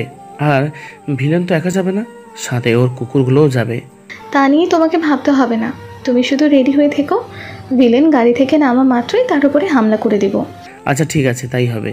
এরপর সবাই গাড়িতে গিয়ে বসে পড়লো। একটু পর সবাই বাড়িতে চলে আসলো। ভাবি আজকে আমাদের সাথে থেকে যাও না। আয়ান, নীলা তোমার ভাবি হয় না, আর কখনো নীলাকে ভাবি বলবে না। আয়ান, তুমি আমাকে ভাবি বলেই ডাকবে, ঠিক আছে? সায়ন, তুই আয়ানকে নিয়ে রুমে যা। শাওন আয়ানকে নিয়ে রুমে যেতেই সাথে সাথে ভিলেন নীলাকে চড় মারলো। নীলা গালে হাত দিয়ে ভিলেনের দিকে তাকিয়ে রইল। অনেক সহ্য করেছি, কিন্তু আর না। তুমি হয়তো জানো না, আমার সবচেয়ে কাছের মানুষের উপর আমার দুশ্মনরা আক্রমণ করে, তাই আমি চাই না তোমার কোনো ক্ষতি হোক। আজকের পর থেকে এই বাড়িতে তুমি আর কখনোই আসবে না। ভিলেন কথাগুলো বলে চলে গেল। আর নীলা গালে হাত দিয়ে ভাবতে লাগলো কি হতে কি হয়ে গেল। কি ভাবছেন? আমরা ভাইয়াকে এই রূপ আগে কখনো দেখিনি, তাই তো? নীলা মাথা নাড়িয়ে হেসুচক জবাব দিল। আজকে আমাদের এক লোক ভাইয়াকে মারার জন্য শত্রুদের সাহায্য করেছিল, কিন্তু ভাইয়া আগেই সব জানতে পারে আর তার জন্য আমাদের অন্য জায়গায় নিয়ে যায়। নীলা মনে মনে ভাবছে, তাহলে আমাকে কেউ সন্দেহ করেনি। যাক, বাঁচা গেল। ভাই সবকিছু সহ্য করতে পারে, কিন্তু কাছের মানুষের বেইমানি করলে সেটা সহ্য করতে পারে না। আর এখন সেই রাগ আপনার উপর যাচ্ছে। তোমার ভাই কি এরকমই? মানুষ বিপদে পড়লে ভাইয়াকে ডাকলেই ভাইয়া সেখানে যায়, মানুষের টাকা পয়সা দিয়ে সাহায্য করে। উপর থেকে ভাইয়াকে দেখলে সবাই ঘৃণা করবে, কিন্তু একবার ভাইকে ভিতর থেকে দেখলে সবাই ভালোবাসতে বাধ্য হবে। আর আপনারা এত সব জানা আছে, তার জন্যই তো ভাইয়ার প্রেমে পড়েছেন। আর চিন্তা করতে হবে না, কিছুক্ষণ ভাইয়া একা থাকলে ভাইয়ার রাগটা কমে যাবে, আর তখনই সে দেখবেন আপনাকে সরি বলবে। আচ্ছা, তোমার ভাইয়ার বউকে কারা মেরে ফেলেছে? ও তাহলে আপনি জানেন ভাইয়া যে বিয়ে করেছিল? জানি। আমি শুধু এইটুকুই জানি, মেয়েটি ভাইয়ের বেস্ট ফ্রেন্ড ছিল আর তাকে ভাইয়ার শত্রুরা মেরে ফেলেছে। ঠিক আছে, তোমার ভাইয়ার কাছ থেকে আমি পরে জেনে নিব। একটু পর ভিলেন আবার আসলো। তা কি ভাবছো? তুমি এখন পর্যন্ত কেন যাওনি? যাওয়ার জন্য ভালোবাসিনি, তোমাকে পাওয়ার জন্যই ভালোবেসেছি। ভিলেন নীলার চোখের দিকে কিছুক্ষণ তাকিয়ে রইল। চলো তোমাকে হোস্টেলে দিয়ে আসি। নীলা নীলয়ের হাত ধরে বলল, আমার এই চোখের দিকে তাকিয়ে বলো তো, এই কয়দিনে কি আমার জন্য তোমার মনের মধ্যে একটুও ফিল হয়নি? ভিলেন আবারও নীলার চোখের দিকে তাকালো, তারপর চোখ নামিয়ে নিল। কি হলো, আবার চোখ নামিয়ে নিলে কেন? চলো তোমাকে আমি নামিয়ে দিয়ে আসি। নীলা মনে মনে দুষ্ট একটা হাসি দিয়ে ভাবছে, নিশানায় ঠিক জায়গায় গিয়ে লেগেছে, কারণ নিলয়ের চোখ মুখে দেখেই বোঝা যাচ্ছে সে আমার প্রতি দুর্বল হয়ে যাচ্ছে। এরপর ভিলেন নীলাকে নিয়ে গাড়িতে করে বেরিয়ে পড়ে। হোস্টেলের সামনে আসা মাত্রই নীলা গাড়ি থেকে নেমে পড়ে যাওয়ার অভিনয় করে। ভিলেন নীলাকে পড়ে যেতে দেখে সাথে সাথে নীলার হাত ধরে নীলাকে পড়ে যাওয়ার হাত থেকে টেনে তুলে। ঠিক তখনই গুলির শব্দ হয়। ভিলেন পিছনে তাকিয়ে দেখে কেউ একজন গুলি করছে, কিন্তু যেখানে মারুফ আসাতে গুলিটা ভিলেনের গায়ে না লেগে মারুফের বুকে গিয়ে লাগে। এরপর আবারও গুলি চালালে ভিলেনের ডান হাতে গিয়ে একটা গুলি লাগে। এরপর ভিলেনও গুলি করতে শুরু করে। ভিলেন কোনো উপায় না পেয়ে মারুফ আর নীলাকে গাড়িতে উঠিয়ে গাড়ি চালাতে শুরু করে দিল। তোকে আমি এখান থেকে চলে যেতে বলেছিলাম, কিন্তু তুই তারপরেও কেন আসলি আমাকে বাঁচাতে? আর আমাকেই বা কেন মারতে চেয়েছিলি?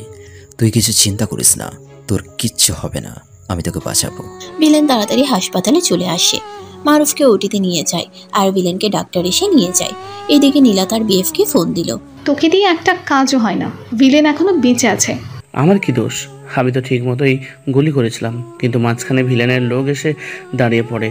তোদের আর কিচ্ছু করতে হবে না, তোরা কেউ ভিলেনকে মারতে পারবি না। এর পরের বার যে কাজটা দিব সেই কাজটা দয়া করে ঠিক মতো করিস। ঠিক আছে, তুমি শুধু শুধু আমার উপরে রাগ করো না। অন্যদিকে, ডাক্তার ডাক্তার আমাকে ছাড়েন, আমাকে মারুফের কাছে যেতে হবে। আপনি এই অবস্থায় কোথাও যেতে পারবেন না, দয়া করে একটু শান্ত হন। আমার ফোনটা দেন। ডাক্তার গিয়ে ভিলেনকে তার ফোনটা দিল। ভিলেন ফোনটা হাতে নিয়ে শাওনকে কল দিল। আয়ান কোথায়? সে তার রুমই আছে। শুন, আমি বাড়ি না আসা পর্যন্ত আয়ানের রুমে কেউ যেন না ঢুকতে পারে, আর বাড়িতে লোক বাড়িয়ে দে। ঠিক আছে, কিন্তু তুমি কোথায়? আমার উপর হামলা হয়েছে, আমাকে বাঁচাতে গিয়ে মারুফের গায়ে গুলি লেগেছে, আর আমার হাতেও গুলি লেগেছে। আর শোন, এই কথা যেন আয়ান না জানতে পারে। কই তোমার গুলি লেগেছে? কথাটা শাওন একটু জোরেই বলে ফেলেছে, যা আয়ানের কানে গিয়ে পৌঁছে গিয়েছে। আয়ান দৌড় দিয়ে শাওনের কাছে এসে বলল, ভাইয়ার গুলি লেগেছে। শাওন পিছনে তাকিয়ে দেখে আয়ান সেখানে দাঁড়িয়ে আছে।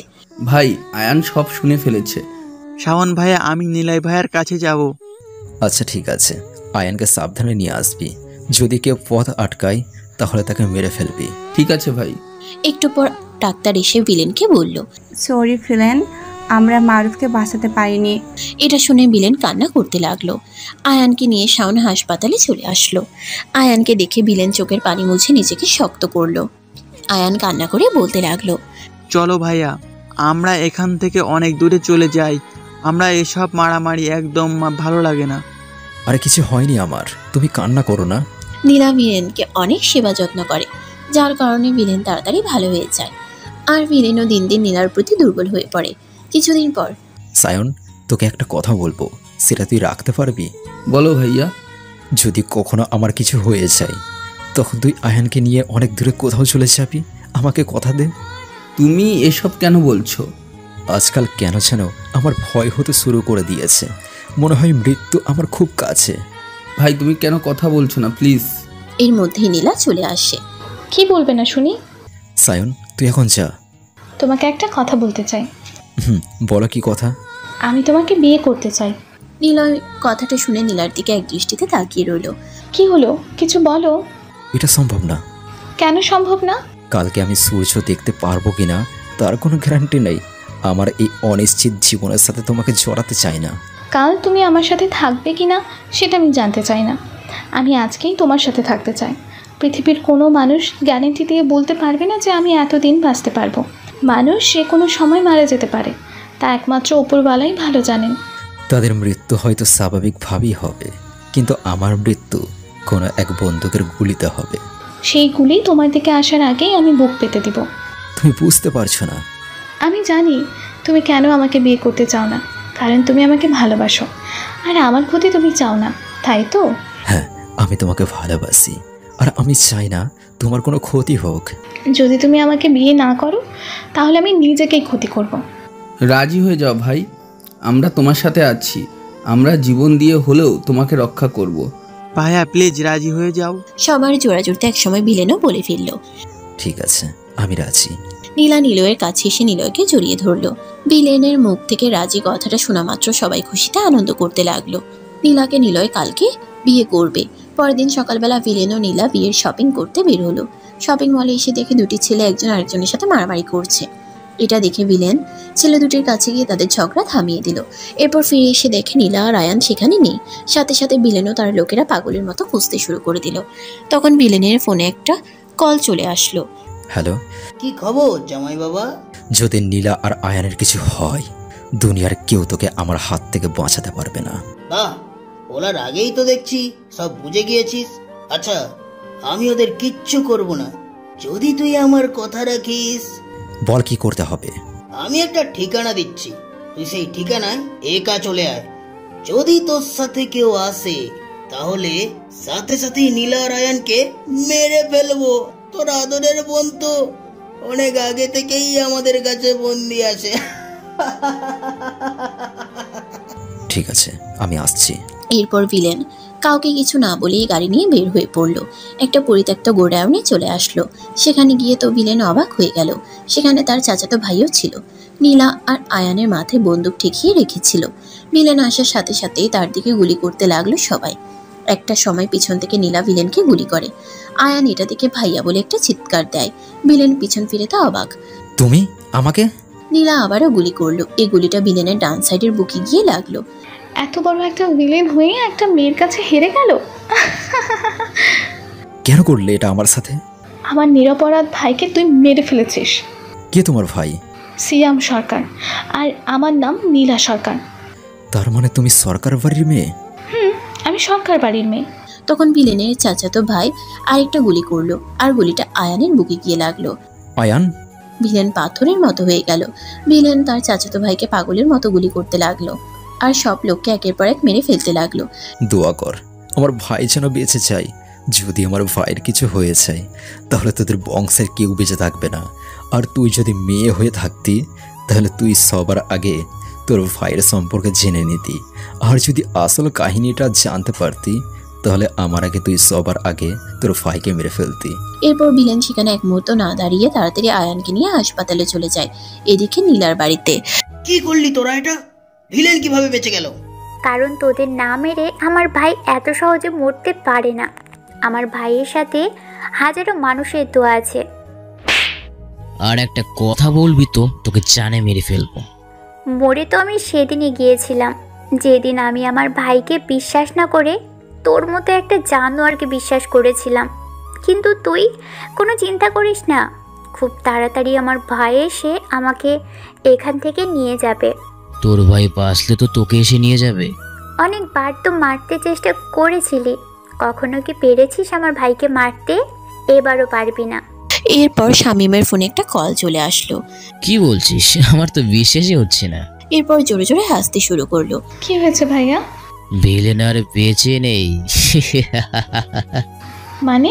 ভিলেনকে যে হাসপাতালে নিয়ে যাওয়া হয়েছে সেই হাসপাতালে আগুন লেগেছে, আর সেই আগুনে ভিলেন আর ওর ভাই আগুনে পুড়ে মারা গিয়েছে।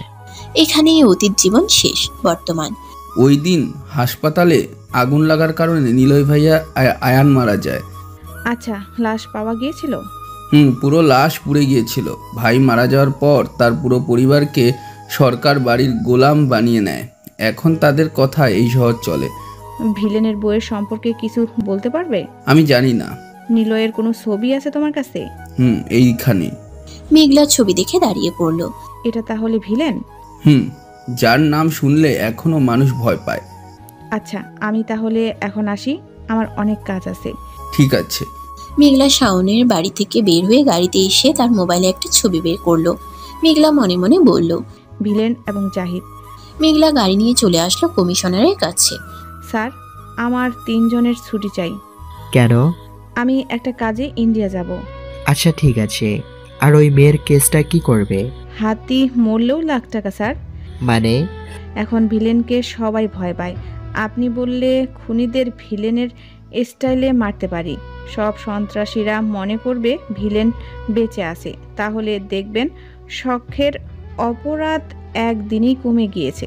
তবে সেটা এখন না, তুমি তোমার কাজে যাও। Okay sir. কিছুদিন পর। ম্যাডাম, আজকে ইন্ডিয়া থেকে বিজনেসম্যান জাহিদ চৌধুরী আসবে। ঠিক আছে। যদি সে আমাদের নতুন বিজনেস পার্টনার হয় তাহলে কাজটা কমপ্লিট করতে বেশি সময় লাগবে না। তার টাকা আর আমাদের ক্ষমতা দুইটা কাজে দেবে। কিন্তু এখানে একটা সমস্যা আছে ম্যাডাম। কি সমস্যা? আমরা যেখানে নতুন এই বিজনেসটা চালু করার কথা ভেবেছিলাম সেখানকার লোকেরা সেই জমিটা দিতে রাজি হচ্ছে না। বেশি টাকা দিয়ে কিনে নাও। তারপরও রাজি হচ্ছে না।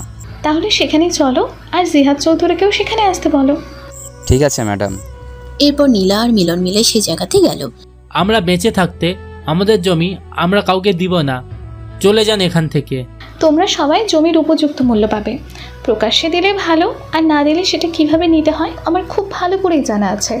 এই জমির মালিক ভিলেন, তাই এই জমি কেড়ে নেওয়ার মতো সাহস কারণ নেই। তাহলে তো আরও বেশি ভালো হয়েছে, কারণ ভিলেন তো অনেক আগেই মারা গিয়েছে। সুতরাং এই জমির মালিক এখন গভর্নমেন্টের। আমাদের সবার বিশ্বাস ভিলেন মরেনি, ভিলেন বেঁচে আছে। আর একদিন না একদিন ভিলেন আবারও আমাদের মাঝে ফিরে আসবে। শুনলেন তো ম্যাডাম, ওনারা কি বলছে?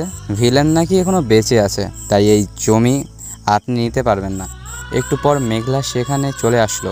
তুই এখানে? জাহিদ চৌধুরীর নিরাপত্তার দায়িত্ব আমার উপর দিয়েছে, আর সে এখানে আসছে। ঠিক আছে। তখন অনেকগুলো গাড়ি এসে তাদের সামনে থামলো। সবাই গাড়িগুলোর দিকে তাকিয়ে রয়েছে। গাড়িগুলো থেকে কালো পোশাক পরা বডিগার্ডরা নামলো। নীলা আর মিলন গাড়িগুলোর দিকে এগিয়ে যেতে লাগলো। এরপর যখনই জাহিদ চৌধুরী গাড়ি থেকে নামলো তখন নীলা আর মিলন এটা দিকে মূর্তির মতো দাঁড়িয়ে পড়লো। সবাই অবাক হয়ে জাহিদ চৌধুরীর দিকে তাকিয়ে রইল। তারা সামনে যে মানুষটাকে দেখছে সেটা সত্যি নাকি তার জন্য তাদের চোখ হাত বুলিয়ে দেখতে লাগলো। নীলা আর মিলন চোখ হাত বুলাতে বুলাতে গাড়ির দিকে যেতে লাগলো, কারণ তারা যাকে দেখছে তাকে দেখে মনে হচ্ছে ভিলেন আর জাহিদ চৌধুরীর চেহারা হুবহু একই রকম। জাহিদ চৌধুরীকে দেখে নীলার লোকেরা কাঁদতে লাগলো। জাহিদ এসে নীলার সামনে দাঁড়ালো। হাই, আমি জাহিদ চৌধুরী। নীলা অবাক হয়ে মুখ ফসকে বলে ফেললো, তুমি বেঁচে আছো ভিলেন? সরি, কে ভিলেন? এরই মধ্যে সেখানে শাওন চলে আসলো। শাওনও জাহিদকে দেখে অবাক। ভাই তুমি বেঁচে আছো? কথাটা বলেই শাওন জাহিদকে জড়িয়ে ধরল। পরক্ষণেই জাহিদ শাওনের কাছ থেকে নিজেকে ছাড়িয়ে নিয়ে শাওনের গালে চর বসিয়ে দিল। শাওন গালে হাত দিয়ে জাহিদের দিকে চেয়ে রইল। তোর সাহস হয় কি করে আমাকে জড়িয়ে ধরার? নেক্সট টাইম এমন কাজ ভুলেও করবি না, তাহলে তোকে জানে মেরে ফেলবো। তখন এলাকাবাসী জাহিদকে উদ্দেশ্য করে বলল, ভিলেন ভাই, এরা আমাদের জমি কেড়ে নিতে চাচ্ছে। এখানে ভিলেনটাকে? কি বলছেন ভাই? আপনি আমাকে চিনতে পারছেন না? আমার নাম জাহিদ, আমি কোনো ভিলেন না। আর কতবার বলবো, আপনারা তো সবাই জানেন আমি বিজনেসম্যান জাহিদ চৌধুরী। আর এখানে আমি আমার নতুন বিজনেস চালু করতে এসেছি, আর আপনারা তো আমার পার্টনার। আপনি আমাকে কিভাবে চিনলেন? আমি কারোর সাথে বিজনেস করতে চাইলে প্রথমে তার সমস্ত খোঁজ খবর নেই, এরপর তার সাথে বিজনেস শুরু করি। তখন মেঘলা তাদের সামনে আসলো। স্যার, আমি মেঘনা। ও আচ্ছা, তাহলে আপনি আমার নিরাপত্তার দায়িত্ব নিয়েছেন? জি স্যার, আমি সব সময় আপনার পাশে ছায়ের মতো থাকব। বাহ, আপনি তো দেখতে অনেক সুন্দর, আর ইউনিফর্মে তো আপনাকে আরো বেশি সুন্দর লাগছে। নীলা জাহিদের দিকে চোখ বড় বড় করে তাকিয়ে রইল। কি যে বলেন না স্যার, আপনি যেভাবে বলছেন আমি কিন্তু মোটেও সেরকম সুন্দরী না। আমি সত্যি বলছি, আপনি দেখতে অনেক সুন্দর, আর এখন থেকে তো আমার সাথেই থাকবেন। ইস, কখন না জানি আপনার প্রেমেই না পড়ে যাই। আচ্ছা, আপনাকে পরিচয় করিয়ে দেই, এ হচ্ছে মিলন। হাই। হ্যালো। আপনাকে আমি আগে থেকে চিনি, নতুন করে পরিচয় হয়ে ভালো লাগছে। আমারও খুব খুব ভালো লাগলো। এখন আমার রেস্ট নিতে হবে, বিজনেসের কথা পরে আলোচনা করা যাবে। ঠিক আছে, তো চলেন মিস মেঘলা, আমাকে নিরাপদে হোস্টেলে পৌঁছে দিয়ে আসুন। চলেন স্যার। নীলা মনে মনে ভাবছে, এতগুলো বডিগার্ড থাকা সত্ত্বেও তার আবার নিরাপত্তার জন্য পুলিশ চাই। ঠিক আছে, তাই বলে একজন মেয়ে পুলিশের সাহায্য নিতে হবে? আর দুইজন কি সুন্দর হেসে হেসে কথা বলে, ইচ্ছে করছে দুইটাকে মেরে ফেলি। আর আমি বা কেন অযথা ওদের কথা ভাবছি? জাহিদ চলে গেল। এই শোন, জাহিদ আর মেঘলার ওপরে খুব ভালো করে নজর রাখবি, আর প্রতি সেকেন্ডের সব খবর আমাকে জানাবি। ঠিক আছে ম্যাডাম। তুমি যতই বলো তুমি ভিলেন নও, কিন্তু আমি জানি তুমিই ভিলেন। কেননা যতই হাত দিয়ে আমাকে চর মেরেছ, সেই হাতের চর আমি অনেক খেয়েছি। তাই আমি খুব ভালো করেই বলতে পারি যে তোমার হাতের চর আর ভিলেন ভাইয়ার হাতের চর এক। হোটেলে জাহিদ শুয়ে আছে। একটু পর দরজায় কে যেন নক করলো। ভিতরে আসো, দরজা খোলা। স্যার, সকালে যে আপনাকে জড়িয়ে ধরেছিল সে আবার এখানে এসেছে আর বলে যে সে নাকি আপনার সাথে দেখা করবে। ঠিক আছে, তাকে নিয়ে আসো আমার সামনে। Okay sir. একটু পর শাওনকে জাহিদের সামনে নিয়ে আসলো। ভিলেন ইশারা দিয়ে বডিগার্ডকে চলে যেতে বলল। কি চাই? তুমি মিথ্যা বলে সবাইকে ধোকা দিতে পারো, কিন্তু আমাকে দিতে পারো না, কারণ আমি জানি তুমি আমার ভিলেন ভাইয়া। তাহলে বুকে আই। মানে? কারণ আমি ভিলেন। শাওন জাহিদকে জড়িয়ে ধরলো। ওই দিন তুমি কিভাবে বাঁচলে আর আমাদের ছেড়ে কেনই বা চলে গেলে? ওই দিন আগুন আমি নিজেই লাগিয়েছিলাম। কিন্তু কেন? আয়ান কোনো সময়ই এসব খুনাখুনি পছন্দ করতো না। ওই দিন যখন আয়ানের বুকে গুলি লাগে তখন আমি আল্লাহর কাছে প্রার্থনা করি যদি আয়ান ভালো হয়ে যায় তাহলে আমি এসব কিছু ছেড়ে আয়ানকে নিয়ে অনেক দূরে চলে যাব। ডাক্তার বলেছিল এবারের মতো আয়ান বেঁচে গিয়েছে। তখন আমি ডাক্তারের সাহায্যে 2টা লাশের ব্যবস্থা করি আর হাসপাতালের আমরা যে কেবিনে ছিলাম সেখানে আগুন ধরিয়ে দিই আর সবার আড়ালে আয়ানকে নিয়ে চলে যাই। এত কিছু না করলেও তো পারতে, আর আমাকে তো নিয়ে যেতে পারতে তোমাদের সাথে। যদি তোকে নিয়ে যেতাম তাহলে সবাই সন্দেহ করত আর নীলার নিচের ফায়ের খুনের বদলা নিতে ঠিক আমাকে খুঁজে বের করত। আয়ান কেমন আছে? ভালো আছে, তোর কথা অনেক মনে করে। এখন কি করতে চাও? আকাশ মিলন কমিশনার আর সরকারের বাড়ির সবাইকে শাস্তি দিতে এসেছি আমি। আমি তোমার সাথে আছি ভাই, শুধু আমি না, আমাদের পুরো সব লোক তোমার সাথে আছে। আমি আজকে সবাইকে এক জায়গায় হাজির করব। না, তোরা যা করবি তা হলো নীলা সরকার যেন কিছুতেই এই জমি দখলে নিতে না পারে, আর আমার আসল পরিচয় কাউকে বলবি না। ঠিক আছে ভাই। তখন জাহিদ শাওনের মুখে একটা খুশি মারলো। এতে শাওনের মুখ দিয়ে রক্ত বের হতে লাগলো। তখনই দরজায় আবার নক পড়লো। ভিতরে আসো। স্যার, নীলা সরকার রাতে আপনাকে ডিনারে আমন্ত্রণ করেছে। ঠিক আছে, তাকে বলে দাও রাতে আমি আসবো। Okay sir. আর শোনো, এই গরিব অসহায় লোকটিকে বাইরে দিয়ে আসো। কি? আমি গরিব ও অসহায় মানুষ? বডিগার্ড শাওনের কোনো কথা কানে না নিয়ে হোটেলের বাইরে ধাক্কা দিয়ে ফেলে দিল। এদিকে ভিলেন মনে মনে ভাবছে, নীলা সরকার, তুমি আমার ভালোবাসা নিয়ে খেলেছো, এবার আমি তোমাকে নিয়ে খেলবো। অন্যদিকে নীলা তার পাঠানো ছেলেটিকে ফোন দিল। তা বলো কি খবর? ম্যাডাম, এখানে শাওন এসেছিল। পরে কি হলো? শাওনকে ভিতরে নিয়ে যাওয়া হয় আর কিছু সময় পর শাওনকে একটা বডিগার্ড ধাক্কা দিয়ে হোটেল থেকে বের করে দেয়। যখন বের হলো তখন তার মুখে রক্ত লেগেছিল। মনে হলো ভিতরে নিয়ে তাকে অনেক মেরেছে। ঠিক আছে, সময় মতো আমাকে আপডেট দিতে থাকবে। Okay madam. নীলা ফোন কেটে দিল আর ভাবছে, আমার মনে হলো জাহিদই ভিলেন, কিন্তু কথা বলার স্টাইল আর চলার স্টাইলে ভিলেনের থেকে ভিন্ন। কিন্তু আমার মন কেন বারবার বলছে যে জাহিদই হলো আমার ভিলেন, আমার ভালোবাসার মানুষ। রাতে জাহিদ নীলাদের বাড়িতে গেল। তমা জাহিদকে দেখা মাত্রই জাহিদকে জড়িয়ে ধরলো। ভাইয়া, তুমি বেঁচে আছো? জাহিদ কিছু বলতে যাবে তার আগেই স্বামী এসে তাকে চড় মারলো। তোর সাহস হলো কিভাবে একজন পর পুরুষকে এভাবে জড়িয়ে ধরছিস? আসলে ও হয়তো বুঝতে পারেনি। আমি শুনেছি ভিলেন দেখতে নাকি আমার মতো ছিল, আর আমাকে তার ভিলেন মনে করে জড়িয়ে ধরেছিল। তবে জাহিদ মনে মনে বলল, সামিম, তোর এই চরের হিসাব খুব তাড়াতাড়ি দিব। কি বলছো তুমি ভাইয়া? থামেন, আমি বুঝিয়ে বলছি। আসলে আমি ভিলেন না, আমি জাহিদ। আমি ইন্ডিয়া থেকে এখানে বিজনেস করতে এসেছি, আর এখানে আসা মাত্রই সবাই আমাকে দেখে ভিলেন ভাবতে শুরু করে দিয়েছে। I am sorry. ঠিক আছে। একটু পর নীলা আর তার বাবা সেখানে চলে আসলো। কেমন আছেন? জি আলহামদুলিল্লাহ ভালো আছি। আর আপনি কেমন আছেন? ভালো। তা আপনাকে পরিচয় করিয়ে দিই, উনি হলেন আমার বাবা আর এই হলো আমার বড় ভাইয়া।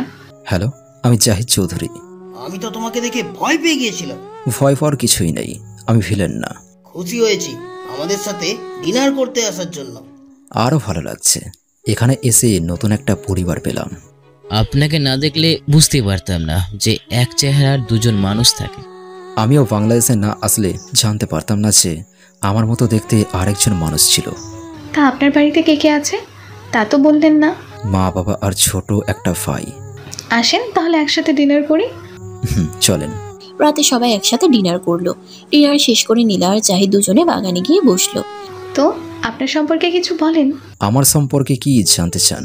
জানতে তো চাই অনেক কিছু, তা সব কিছু কি আর বলবেন? আমি শুধু আমার বন্ধুদের সাথে সবকিছু শেয়ার করি। তাহলে ফ্রেন্ড? ওকে ফ্রেন্ড। তা আপনি কি কাউকে পছন্দ করেন? পছন্দ করি কিনা জানতে চান, নাকি আমার জিএফ আছে কিনা সেটা? ওই একই হলো। তা আপনার কি কোনো জিএফ আছে? না, আমি সিঙ্গেল। তা আপনার কি কোনো বিএফ আছে? বিএফ নেই, তবে একজনকে অনেক ভালোবাসি। তা কে? তোমাকে ভিলেন। সরি, আমি জাহিদ। ওহ সরি, আসলে আপনার চেহারা আর ভিলেনের চেহারা মিল তো, তাই। এতই যখন ভালোবাসতেন তাহলে তাকে মেরে ফেললেন কেন? আপনি কি করে জানেন? আমাকে সব মেঘলা বলেছে। আমার কাছ থেকে সত্যটা লুকানো হয়েছিল, আমি ভুল বুঝে মেরে ফেলেছিলাম। আমি যদি জানতাম আমার ভাই মেয়েদের সাথে নোংরামি করতো, তাহলে আমি নিজের হাতেই তাকে মেরে ফেলতাম। আচ্ছা, আজকে আমি আসি। রাত তো অনেক হয়েছে, আজকের রাতটা না হয় আমাদের বাড়িতে থেকে যান। ভিলেন মনে করে যদি আবার রাতে আমাকে মেরে ফেলেন? বিশ্বাস করতে পারেন। ঠিক আছে। নীলা মনে মনে ভাবছে, জাহিদের কাছে গেলে কেন আমার এত ভালো লাগে। এরপর সেদিনের রাতটা জাহিদ নীলাদের বাসায় থেকে যায়। রাতে নীলা নিজের রুমে শুয়ে ভাবতে লাগলো, জাহিদের সাথে সময় কাটালে মনে হয় আমি ভিলেনের সাথে আছি, কিন্তু ভিলেনের থেকে একদম আলাদা জাহিদ। জানো ভিলেন, তুমি মারা যাওয়ার পর আমি আমার ভাইয়ের আসল ঘটনা জানতে পারি। যখন আমার আর তোমার ভাই তোমার বেস্ট ফ্রেন্ডের ওপর নজর দিয়েছিল, তখন তুমি তাকে বাঁচানোর জন্য বিয়ে করে নিলে, কিন্তু তারপরেও আমার আর তোমার ভাই তোমার স্ত্রীর সাথে, আর সেই জন্যই তুমি আমার ভাই আর তোমার ভাইকে মেরে ফেললে। এরপর তুমি হয়ে উঠলে এই শহরের ভিলেন। যদি এই সত্যিটা আমি আগে জানতাম, তাহলে আমি তোমাকে কোনো দিনই মারতাম না। সকালে ঘুম থেকে উঠে নীলা জাহিদের রুমে গেল। নীলা দেখলো জাহিদ বাচ্চাদের মতো করে ঘুমিয়ে আছে। নীলা জাহিদের কাছে গিয়ে গালে আলতো করে হাত রাখলো। জাহিদ তার আগেই বুঝতে পেরেছিল নীলা তার রুমে প্রবেশ করেছে, তাই জাহিদ ঘুমের ভান করে শুয়ে রইল। নীলা জাহিদের গালে হাত রাখতেই জাহিদ ঘুমের মধ্যেই নীলার হাতটা ধরে বুকের মধ্যে জড়িয়ে শুয়ে রইল। নীলা ছাড়ানোর চেষ্টা করছে, কিন্তু পারছে না। নীলা কোনো উপায় না পেয়ে জোরে হাতটা টান দিল, কিন্তু জাহিদ নীলার হাতটা শক্ত করে ধরার ফলে নীলা টান দেওয়ার সাথে সাথে নিজের তাল সামলাতে না পেরে জাহিদের উপর গিয়ে পড়ল। জাহিদ নীলাকে শক্ত করে জড়িয়ে ধরল, যার ফলে নীলা জাহিদের অনেক কাছে চলে আসে। জাহিদের গরম নিঃশ্বাস নীলার মুখের উপরে পড়ছে। নীলা আস্তে আস্তে জাহিদের মাঝে হারতে লাগলো। নীলা নিজেকে আর কন্ট্রোল করতে না পেরে জাহিদের ঠোঁটের সাথে নিজের ঠোঁট এক করে দিল। এটা বুঝতে পেরে জাহিদ নীলাকে ছাড়ানোর জন্য অনেক চেষ্টা করছে, কিন্তু পারছে না। শেষে নীলাকে ধাক্কা দিয়ে খাটের নিচে ফেলে দিল। কি করছেন আপনি এটা? সরি, আমি বুঝতে পারিনি। বুঝতে পারেননি মানে? আমার রুমে এসে আমার বিছানার উপর উঠে তাও আবার আমাকে কিস করেছেন, আর আপনি বলছেন বুঝতে পারেননি? এই জন্য আপনি আমাকে রাতে থাকতে বলেছেন? সরি, আমি ভাবতে পারিনি এমনটা হবে। আসলে আমি আপনাকে ডাকতে এসেছিলাম, তখন আপনি আমাকে জড়িয়ে ধরলেন আর আমি নিজেকে কন্ট্রোল করতে পারিনি। হাসতেছেন কেন? জাহিদ তখন নীলার কাছে গিয়ে নীলার কোমরে হাত রেখে জড়িয়ে ধরল। এটা দেখে নীলা জাহিদের দিকে চোখ বড় বড় করে তাকিয়ে রইল। আপনার ঠোঁট দুটোর টেস্ট কিন্তু অসাধারণ। তখন জাহিদ নীলার গালে কিস করে ওয়াশরুমে চলে গেল। নীলা খুশিতে আর লজ্জায় লাল হয়ে গেল, কিন্তু সাথে সাথে তার খুশিটা চলে গেল। নীলা মনে মনে ভাবছে, এইটা আমি কি করলাম? যার সাথে আমার একদিনের পরিচয়, তাকে আমি কিস করে ফেললাম। না, এটা আমার করা একদম উচিত হয়নি। আমাকে সরি বলতেই হবে। জাহিদ ওয়াশরুম থেকে বের হয়ে দেখলো নীলা বিছানায় বসে আছে। এখন তাহলে আমাকে চলে যেতে হবে। ঠিক আছে, কিন্তু আমি তখনকার... থাক, আর বলতে হবে না, আমি বুঝে গিয়েছি। আপনি ইচ্ছে করে আমাকে কিস করেননি। কি করে জানলেন? এর আগেও আমার সাথে অনেকবার এরকম হয়েছে। মানে? আমার বিয়ে আমাকে ঘুমের মধ্যে অনেকবার কিস করেছে। আপনি আপনার বিয়ের সাথে এক বিছানায় ঘুমান? আরে না, মাঝে মধ্যে আমার বিয়ে এসে আমাকে ঘুম থেকে ওঠাই, তখন আমার ঘুমন্ত চেহারা দেখে নাকি ক্রাশ খাই, আর তখন সে নাকি নিজেকে আর কন্ট্রোলে না রাখতে ফেরে আমাকে কিস করে ফেলে। আর আপনি তখন আপনার বিয়েকে কিছু বললেন না? আরে আপনি রাগ করছেন কেন? আগে বলেন, কিস করার পরে কি করেন তার সাথে? কি আর করব, অনেক বকাঝকা করি। হোয়াট? আপনার থেকে চড় দিয়ে চাকরি থেকে বের করে দেওয়া উচিত ছিল। সত্যি বলছেন তো? একদম সত্যি বলছি। তাহলে আপনাকে একটা চড় দিই। নীলা বুঝে যায় তার আইডিয়াটা তার উপরেই পড়তে যাচ্ছে, তাই অন্য প্রসঙ্গ তুলে বলল, আপনার জন্য নিচে ব্রেকফাস্ট রেডি হয়েছে, নিচে আসেন। কথাটা বলেই নীলা তাড়াতাড়ি সেখান থেকে প্রস্থান করলো। নীলা চলে যাওয়ার পর জাহিদ তখন রাগে দেওয়ালের উপর একটা ঘুষি মারল। জাহিদ মনে মনে বলল, নীলা, তোর জীবন আমি নরক করে দেব। এরপর জাহিদ নীলার পিছন পিছন নিচে চলে গেল। কি হয়েছে বাবা, তোমাকে এরকম কেন লাগছে? ভিলেন মনে হয় ফিরে এসেছে। নীলার কথাটা শুনে যেন আকাশ থেকে পড়ল। কি কি কি বলছো বাবা? তুমি কিভাবে বুঝতে পারলে? ভিলেন মিলনের ভাই আকাশকে মেরে থানার সামনে ঝুলিয়ে রেখে গিয়েছে। তার মানে ভিলেন বেঁচে আছে? আর ভিলেন এখন কোথায় আছে আমিও জানি না। কোথায়? আমার চোখের সামনে। তখন সরকারি সব লোক এসে জাহিদকে চারিদিক দিয়ে ঘিরে ধরলো। নীলা, এসবের মানে কি? আপনারা আমাকে ভিলেন মনে করছেন? এসব তুমি কি করছো বাবা? এই হলো ভিলেন। তোমার কাছে কি প্রমাণ আছে যে জাহিদই হলো ভিলেন? প্রমাণের কোনো প্রয়োজন নেই। কিন্তু আমার কাছে প্রমাণ আছে আমি ভিলেন না। কি প্রমাণ আছে? যদি আমি ভিলেন হতাম তাহলে অনেক আগেই এসে আমি আপনাকে মেরে ফেলতাম। কাল রাতে আমি এই বাড়ির বাহিরে যাইনি। আর সবচাইতে বড় প্রমাণ হলো আমি এখানে নিজ ইচ্ছায় আসিনি। আপনারা আমাকে ইনভাইট করে নিয়ে এসেছেন বিজনেস করার জন্য। বাবা, জাহিদ ঠিক কথাই বলেছে। আচ্ছা সমস্যা নেই, বিকালে এখানে মিলন আর কমিশনার আসবে। তাদের সাথে কথা বলার পর তুমি এখান থেকে যেতে পারবে, তার আগে না। ঠিক আছে, তাদের সাথে কথা বলা শেষ করেই আমি আমার নিচের দেশে চলে যাব। এরপর জাহিদ খাবার টেবিল থেকে উঠে নিজের রুমে গিয়ে দরজা আটকিয়ে দিল আর হাসতে থাকলো। কি বলতে শুরু এর পরের সিরিয়াল কমিশনারের। দুপুরে নীলা জাহিদের জন্য খাবার নিয়ে রুমে আসলো। এই যে খাবারটা খেয়ে নিন। সরি, আমি এই বাড়ির আর কিছুই খাবো না। সকাল থেকে তো কিছুই খাননি, আর না খেয়ে থাকবেন না? আমি বলছি না খাবো না। কথাটা বলেই সামনের আয়নায় একটা ঘুষি মারলো। এটা আপনি কি করলেন? আপনার হাতে তো রক্ত পড়ছে। নীলা জাহিদের হাত ধরে জোর করে ব্যান্ডেজ করে দিল। হা করেন, আমি আপনাকে খাইয়ে দিচ্ছি। বললাম তো আমি খাবো না। আর একটাও কথা বলবেন না, চুপচাপ হা করেন। নীলা এক প্রকার জোর করে জাহিদকে খাবার খাওয়াতে লাগলো। জাহিদ মনে মনে বলল, আমিও তো এটাই চেয়েছিলাম যে তুমি আমাকে নিজের হাতে খাইয়ে দাও, কারণ তুমি আমার যত কাছে আসবে ততই তুমি আমার উপর দুর্বল হয়ে পড়বে। নীলা জাহিদকে খাবার খাওয়ানো শেষ করে বলল, আপনি কোনো চিন্তা করবেন না, আমি জানি আপনি জাহিদ। যাক, অবশেষে একজনকে তো পেলাম যে নাকি আমাকে বিশ্বাস করলো আমি ভিলেন না। আমি বাবাকে বুঝিয়ে বলবো। নীলা চলে যাবে এমন সময় পিছন ফিরে জাহিদকে ডাক দিয়ে বলল, আচ্ছা একটা কথা বলে দিলেন। বলেন। যাক বাবা, ধরা পড়ে গেলাম নাকি? তারপরেও কিছু হয়নি এমন ভাব নিয়ে বলল, বলেন কি জন্য ডাক দিলেন? নীলা মুচকি একটা হাসি দিয়ে বলল, না কিছু না। এরপর নীলা মুচকি হেসে চলে গেল। এদিকে জাহিদ ভাবছে, আমি শিওর নীলার কাছে ধরা পড়ে গিয়েছি, কিন্তু নীলা মুচকি হেসে চলে গেল কেন? বিকালবেলা মিলন আর কমিশনার আসলো। তুই আমার ভাইকে মেরেছিস, তোকে আমি জানে মেরে ফেলবো। মিলন, তুমি ভুল করছো, ও তোমার ভাইকে মারিনি। সরে যান নীলা, সে জাহিদ না, ও ভিলেন। না, ও ভিলেন নয়, ও হলো জাহিদ।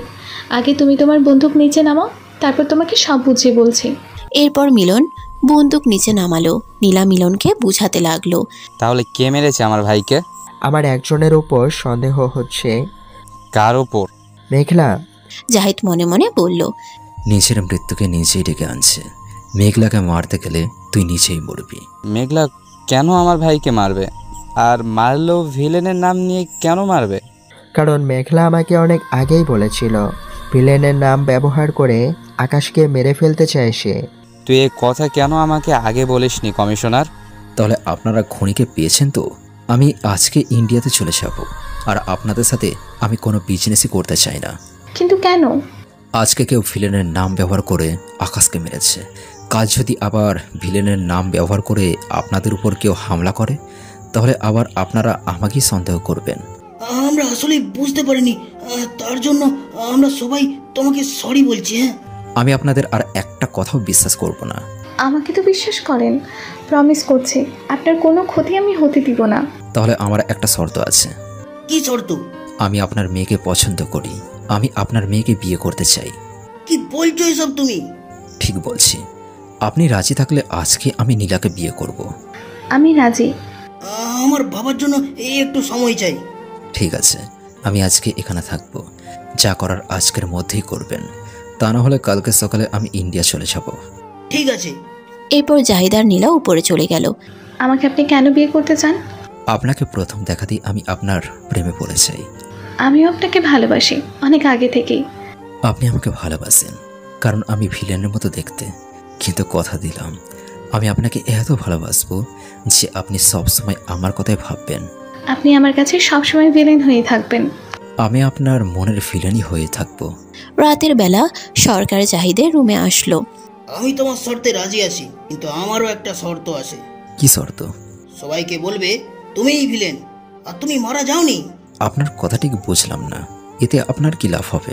ভিলেনের এখনো যে ক্ষমতা আছে তা আমাদের নেই, কারণ ভিলেনকে সবাই বিশ্বাস করে, ভালোবাসে। সবাই ভিলেনের কথা মতো চলে, তার জন্য মানুষ নিজের জীবন পর্যন্ত দিয়ে দিতে পারে। তুমি ভিলেনের জায়গায় বসে মানুষের এই বিশ্বাসটাকে ভেঙে দিবে। তখন যদি আপনি আমাকে মেরে ফেলেন?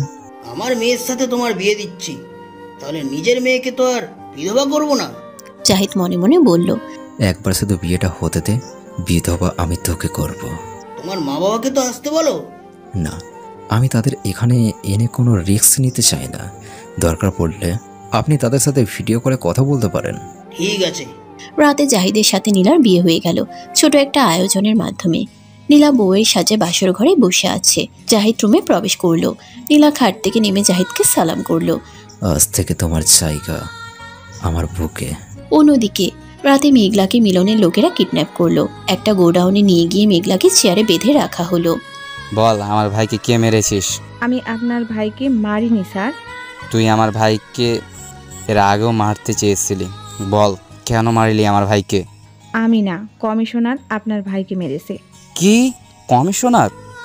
কমিশনার। আপনার ভাই আকাশ কমিশনারের মেয়ের উপর নজর দিয়েছিল, তাই কমিশনার আকাশকে মেরে ফেলেছে।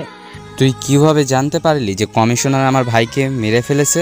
কমিশনার নিজেই আমাকে আপনার ভাইকে মারতে বলেছিল, কিন্তু আমি যখন রাজি হলাম না তখন তিনি নিজেই বলল আকাশকে মেরে ফেলবে। তাহলে কমিশনার তোর নাম কেন বলল আমাকে? আপনার ভাইকে মেরেছে সেটা শুধু আমি জানতাম, আর আপনি আপনার ভাইকে অনেক ভালোবাসেন। কমিশনার মনে করেছিল আপনি আমাকে দেখামাত্র গুলি করে দিবেন, এতে আর কেউ জানতে পারবে না আপনার ভাইকে মেরেছে। তুই আমাকে আগে কেন বললি না কমিশনার আমার ভাইকে মারতে চাই? আমি মনে করেছিলাম কমিশনার স্যার কথাটা এমনিতেই বলেছিল, কারণ আপনারা অনেক ভালো বন্ধু। এবার তো কমিশনারকে দেখে মাত্রই গুলি করে দেবো আমি। আর যেভাবে আমার ভাইকে লাশ থানায় ঝুলিয়ে রেখেছিল ঠিক সেভাবেই কমিশনের লাশ ঝুলিয়ে রেখে আসবো। মেঘলা মনে মনে ভাবছে, যাক বাবা, প্ল্যান কাজ করছে তাহলে। পরদিন সকালে। নীলা, এই Nila. Good morning. Same to you. এখন তাড়াতাড়ি উঠে আমার জন্য কফি বানিয়ে নিয়ে আসো। তোমাকে রেখে এখন আমার কোথাও যেতে ইচ্ছে করছে না। নীলা বোকার মতো গালে হাত দিয়ে জাহিদের দিকে তাকিয়ে রইল। তোকে কফি বানিয়ে নিয়ে আসতে বললাম না? আমার কথা কি তোর কানে যায়নি? তুই এখনই আমার জন্য কফি বানিয়ে নিয়ে আসবি। তাই বলে তুমি আমাকে চর মারবে আর আমাকে হঠাৎ করে তুই করে কেন বলছো? কি হলো, এভাবে হাসতেছো কেন? তোরা বাপ বেটি একদমই বোকা। আমাকে সত্যি সত্যি তোরা জাহিদ মনে করলি? তার মানে তুমি তাহলে নিলয়, মানে ভিলেন? আমি নিলয়। তাহলে তুমি প্রতিশোধ নেওয়ার জন্য এসব করেছো? না, তোদের শাস্তি দেওয়ার জন্য এসব করেছি। আমি সত্যি এটা জানতাম না। যদি জানতাম তাহলে কখনোই তোমাকে আমি হারাতে চাইতাম না। তুই তো আমাকে মেরে তোর ভাইয়ের খুনের বদলা নিতে চেয়েছিলি, তাহলে ওইসব নির্দোষ মানুষকে কেন মারলি তোর বাবা? আমার তার জন্য অনেক কষ্ট হয়েছিল। কি দোষ করেছিল তিথি? কেন মেরে ফেললো তিথিকে? তিথি মারা গিয়েছে। তিথি মারা গিয়েছে, আর তোরাই মেরেছিস তিথিকে। আমরা মেরেছি? আকাশ তিথিকে ধর্ষণ করে মেরে ফেলেছে, কারণ ওর ভাই মিলন হলো মন্ত্রী, আর সেই ক্ষমতার জোরে আকাশ অনেক মেয়ের জীবন নষ্ট করেছে। আর মিলনকে তোরাই মন্ত্রী বানিয়েছিলি, তাই আসল অপরাধী তোরাই। বিশ্বাস করো, আমি সত্যি বলছি, আমি এসবের কিছুই জানি না। একটু পর সরকার রুমে প্রবেশ করলো। নীলা তার বাবার দিকে তাকিয়ে দেখে মুখ অনেকটা বিষণ্ণ হয়ে আছে। কি হয়েছে বাবা, তোমাকে এমন দেখাচ্ছে কেন? মিলন কমিশনারকে মেরে ফেলেছে, আর কিভাবে মেরে ফেলেছে সেটা টিভিতে দেখাচ্ছে। মন্ত্রী পদ থেকে মিলনকে বহিষ্কার করে দেওয়া হয়েছে, আর পুলিশ তাকে খুঁজছে। মিলন পালিয়ে বাঁচতে পারবে না। কেন, তুমি কি এ বিষয়ে কিছু জানো? আরে শ্বশুর মশাই, আমি জানবো না মানে? আমি নিজেই তো এসব করাচ্ছি। তুমি করাচ্ছ মানে? কারণ আমি হলাম ভিলেন। নীলার বাবা কোমর থেকে পিস্তল বের করে ভিলেনের দিকে বন্দুক তাক করলো। আমাকে গুলি করার আগে আপনার ছেলে বাসায় আছে কিনা সেটা ভালো করে দেখে নিন। কি? তুমি আমার ভাইকে কিডন্যাপ করেছো? জানো, কারণ তোমার ভাইকেও কিছু শাস্তি ভোগ করতে হবে। ওকে আমি ছাড়বো না। আমি নিজেই তো আপনাকে ছাড়বো না। আমার ভাইয়ের যদি কিছু হয় তাহলে আমি তোমাকে ছাড়বো না। আপনি কি ছাড়বেন আমাকে? আবার সেই ছাড়াছাড়ির কথা বলছেন। আচ্ছা, আমি প্রমিস করছি তোমাদের কাউকে আমি ছাড়বো না। প্রত্যেকজনকে আমি ভালো করে দেখে নেব। এখন এখান থেকে যাও এবং আমার আর আমার বোনের জন্য নাস্তা তৈরি করো, কারণ আমরা যদি এখানে সুখে থাকি তাহলে তোমার ভাই ওখানে সুখে থাকবে। তোমার চোখে তো শুধু আমি অপরাধী। তুমি আমাকে মেরে ফেলো, তবু আমার আব্বু আর ভাইয়াকে প্লিজ তুমি কিছু করো না। বেশি কথা না বলে আমার জন্য এক্ষুনি কফি বানিয়ে নিয়ে আসো। এরপর নীলা আর সরকার বের হয়ে গেল রুম থেকে। বাইরে এসে সরকার নীলাকে বলল, শোন, তোকে আমি কি বলি, শুধু একবার তোর ভাইয়ের খোঁজ পেলেই ভিলেনকে তুই খতম করে ফেলবি। এবার আর কোনো ভুল করবি না, মনে থাকবে? ভিলেনকে মারা তো দূরের কথা, যদি কেউ ভিলেনকে ক্ষতি করার চেষ্টাও করে তাহলে আমি তাকে জানে মেরে ফেলবো। এসব তুই কি বলছিস?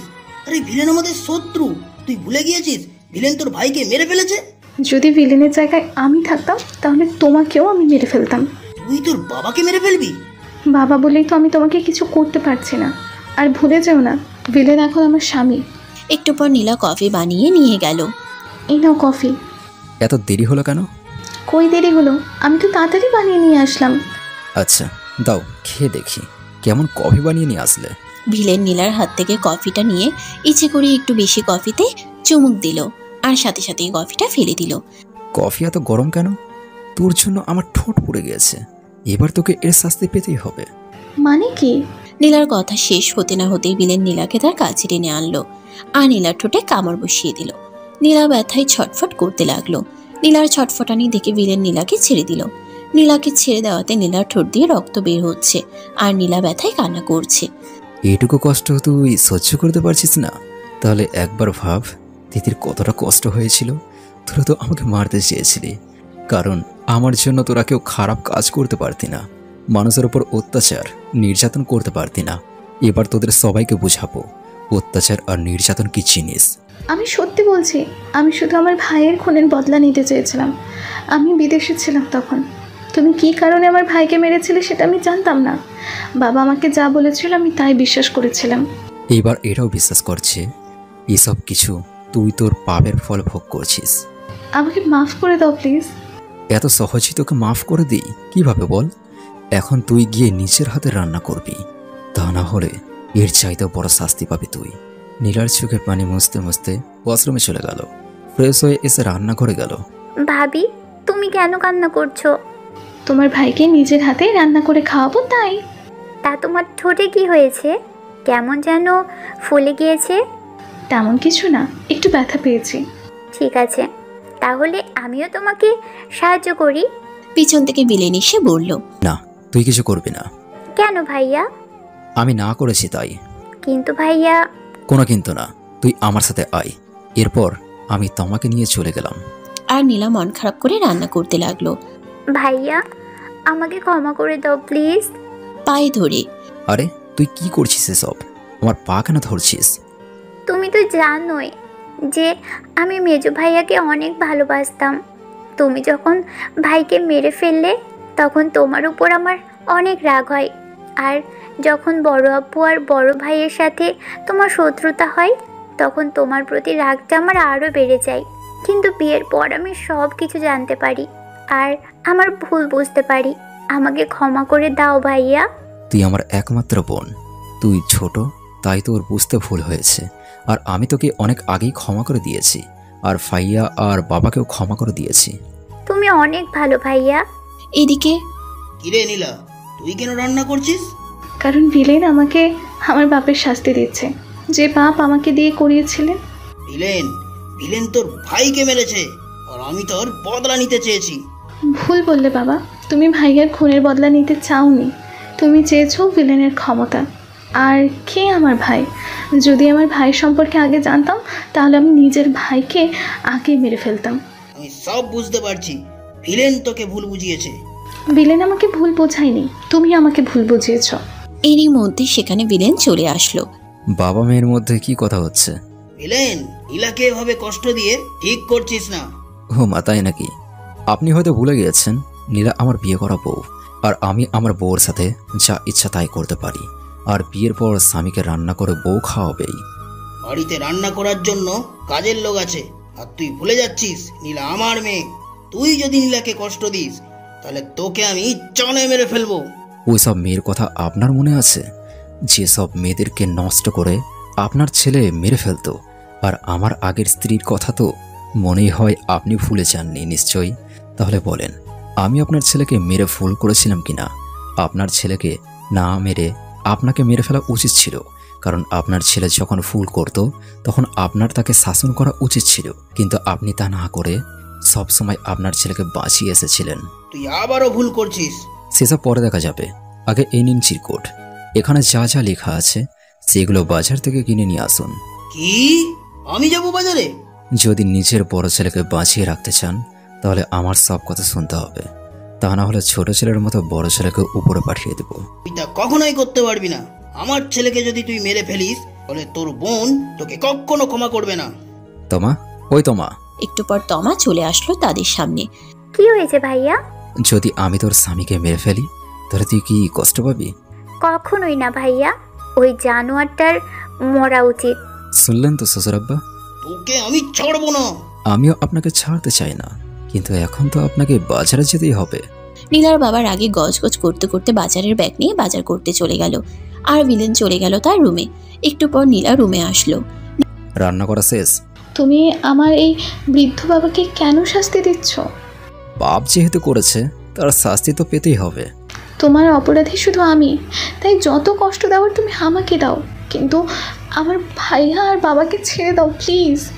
সরি বেবি, আমি শুধু তোমার এই কথাটা রাখতে পারলাম না। তুমি আমার কোন কথাটা এবার রাখতে পারবে? তোমাকে আমি অনেক কষ্ট দিতে পারবো, কিন্তু তোমার বাপ ভাইকে ছাড়তে পারবো না। তোমার বাবা ভাই তারাও তো সেম পাপ করেছে, তাদের কেন শাস্তি দিচ্ছ না? তাদের পাপের শাস্তি তারা পেয়ে গিয়েছে। কিভাবে? তাদের তোমরা এতদিন গোলাম বানিয়ে তোমাদের বাড়ির সব কাজ করিয়েছ, আর আমি ভিলেন হওয়ার পর থেকে তারা আর কোনো পাপ কাজ করতে পারেনি, আমি করতে দেইনি। আমাকে কি মাফ করে দেওয়া যায় না? আমার মনে হয় তোমার রান্না করা শেষ হয়নি, আর তুমি তো খুব ভালো করেই জানো আমার কথা মতো কাজ যদি না হয় তাহলে আমি কি করতে পারি। নীলা আর সেখানে এক মুহূর্তও না দাঁড়িয়ে দৌড়ে রান্নাঘরে চলে গেল। রান্না শেষ করে নীলা চলে গেল গোসল করতে। আজকে অনেক কাজ করছে, তাই শরীরটা কেমন যেন করছে, তাই বিছানায় একটু গায়ে লিয়ে দিতেই সাথে সাথেই ঘুমিয়ে পড়লো। ভিলেন রুমে এসে দেখলো নীলা ঘুমিয়ে আছে, আর তা দিকে নীলাকে কষ্ট দেওয়ার জন্য একটা বুদ্ধি বের করলো। এক বালতি পানি এনে নীলার উপরে ঢেলে দিল। নীলার সাথে সাথেই লাফ দিয়ে বিছানা থেকে উঠে বসলো। ভিলেন বালতি হাতে নিয়ে মুচকি মুচকি হাসতে লাগলো, আর এদিকে নীলার রাগে শরীর গিচগিচ করছে। আপনি আমার গায়ে পানি কেন ঢাললেন? আস্তে আস্তে, এত জোরে কেন কথা বলছো? জোরে বলবো না তো কি করব? তোমার সুখের ঘুম আমার সহ্য হচ্ছিল না, তাই তোমার ঘুমে আমি পানি ঢেলে দিলাম। এবার ফ্রেশ হয়ে আমার জন্য তাড়াতাড়ি খাবার নিয়ে আসো। পারবো না, আমি তোমার চাকর না। ঠিক আছে, তাহলে আর কি, সকাল থেকে তোমার ভাইকে না খেয়ে আছে, যেহেতু আমি খেতে পারবো না তাই তোমার ভাইও না খেয়ে থাকবে। নীলা রাগে কাপড় নিয়ে ওয়াশরুমে চলে গেল। এরপর ফ্রেশ হয়ে আমার জন্য খাবার আনতে গেল। আমি খাবার টেবিলে খাবারের জন্য অপেক্ষা করতে লাগলাম। নীলা খাবার টেবিল দিয়ে যখন চলে যাবে তখন আমি নীলার হাত ধরে ফেললাম। কি হলো, হাত ধরলে কেন? এখানে বসো। এরপর নীলা ভিলেনের পাশে বসে পড়ল। ভিলেন নীলার মুখে এক লোকমা খাবার তুলে দিল, আর নীলাকে সেটা খেতে বলল। নীলা ভিলেনের দিকে অবাক দৃষ্টিতে তাকিয়ে রইল। কি হলো, হা করো। নীলা খাবারটা মুখে নিল, আর সাথে সাথেই নীলার ঠোঁটে জ্বালা পোড়া করতে লাগলো। উফ, মরে গেলাম গো, পানি পানি। ভিলেন নীলার এমন কাণ্ড দেখে হাসতে লাগলো। এরপর নিজের ঠোঁটের সাথে নীলার ঠোঁট আলতো করে চেপে ধরলো, আর নীলার ঝাল ধীরে ধীরে কমতে লাগলো। এরপর ভিলেন নীলাকে ছেড়ে দিল। নীলা লজ্জায় লাল হয়ে গিয়েছে, আর মাথা নিচু করে বসে রইল। তুমি মনে করো না তোমার প্রতি আমার ভালোবাসা জেগে উঠেছে, আর তার জন্য আমি তোমাকে নিজের হাতে খাইয়ে দিচ্ছি। আসলে আমি চেক করতে চেয়েছিলাম তোমরা খাবারে বিষ মিশিয়ে দিয়েছিলে কিনা, কিন্তু আমি তোমাকে খাওয়ানোর পর বুঝলাম খাবারে বিষ দাও নেই। এতে অবশ্য আমারই লাভ হয়েছে, তোমাকে একটু কষ্ট দিতে পারলাম।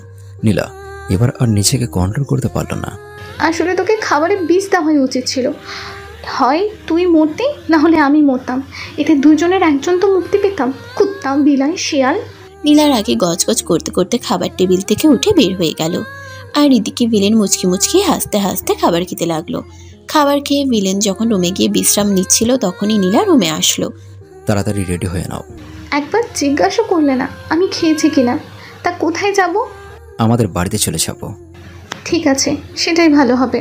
নীলা মনে মনে ভাবছে এখান থেকে চলে গেলে আমার বাবাকে তো আরো কষ্ট ও অপমান করতে পারবে না। এরপর বিকালে তমা ও নীলাকে নিয়ে ভিলেন তার বাবার বাড়িতে গেল। কেমন আছো বাবা? ভালো। তা তোমা কেমন আছো? ভালো আছি। আর তুমি কেমন আছো বড় আপু? ভালো। এরপর ভিলেন বাড়ির সবার সাথে দেখা করে সময় কাটিয়ে নীলাকে নিয়ে আবার তার নিজের বাড়িতে চলে আসে। নীলাকে বউ হিসেবে শুধু তমার দাদি মেনে নিয়েছে, আর কেউ মেনে নেয়নি। তোমার বাবা মা তো আমাকে মেনে নিল না। আমি নিজেই তো তোমাকে মেনে নেইনি, তারা কিভাবে তোমাকে মেনে নেবে? তুমি কি সত্যিই আমাকে কষ্ট দিতে বিয়ে করেছো? আমাকে কি একটু ভালোবাসো না? ভিলেন রেগে গিয়ে নীলার হাত শক্ত করে চেপে ধরলো। তোকে আমি ভালোবাসি না, আর তোকে কষ্ট দেওয়ার জন্যই আমি বিয়ে করেছি। তাহলে এইভাবে আমাকে কষ্ট না দিয়ে মেরে ফেলো প্লিজ। আমি আর এই কষ্ট সহ্য করতে পারছি না। মরতে তো তোকে হবেই, তবে আমি তোকে তিলে তিলে মারবো। তুমি এটা কখনোই পারবে না, কারণ আমি জানি তুমি আমাকে ভালোবাসো। আচ্ছা, তোর তাই মনে হয়? ঠিক আছে, কালকে সকালে আমি সেটা প্রমাণ করে দেব। আমি তোকে প্রমাণ করে দেব যে আমি তোকে ভালোবাসি না। এরপর নীলাকে ধাক্কা দিয়ে রুম থেকে বের হয়ে গেল। বাইরে এসে মেঘলাকে কল দিল। মিলনের কোনো খোঁজ পেলে? না নিলয়, এখনো মিলনের কোনো খোঁজ পাওয়া যায়নি। আমার মনে হয় মিলন বড় কোনো প্ল্যান করছে তোমাকে মেরে ফেলার জন্য।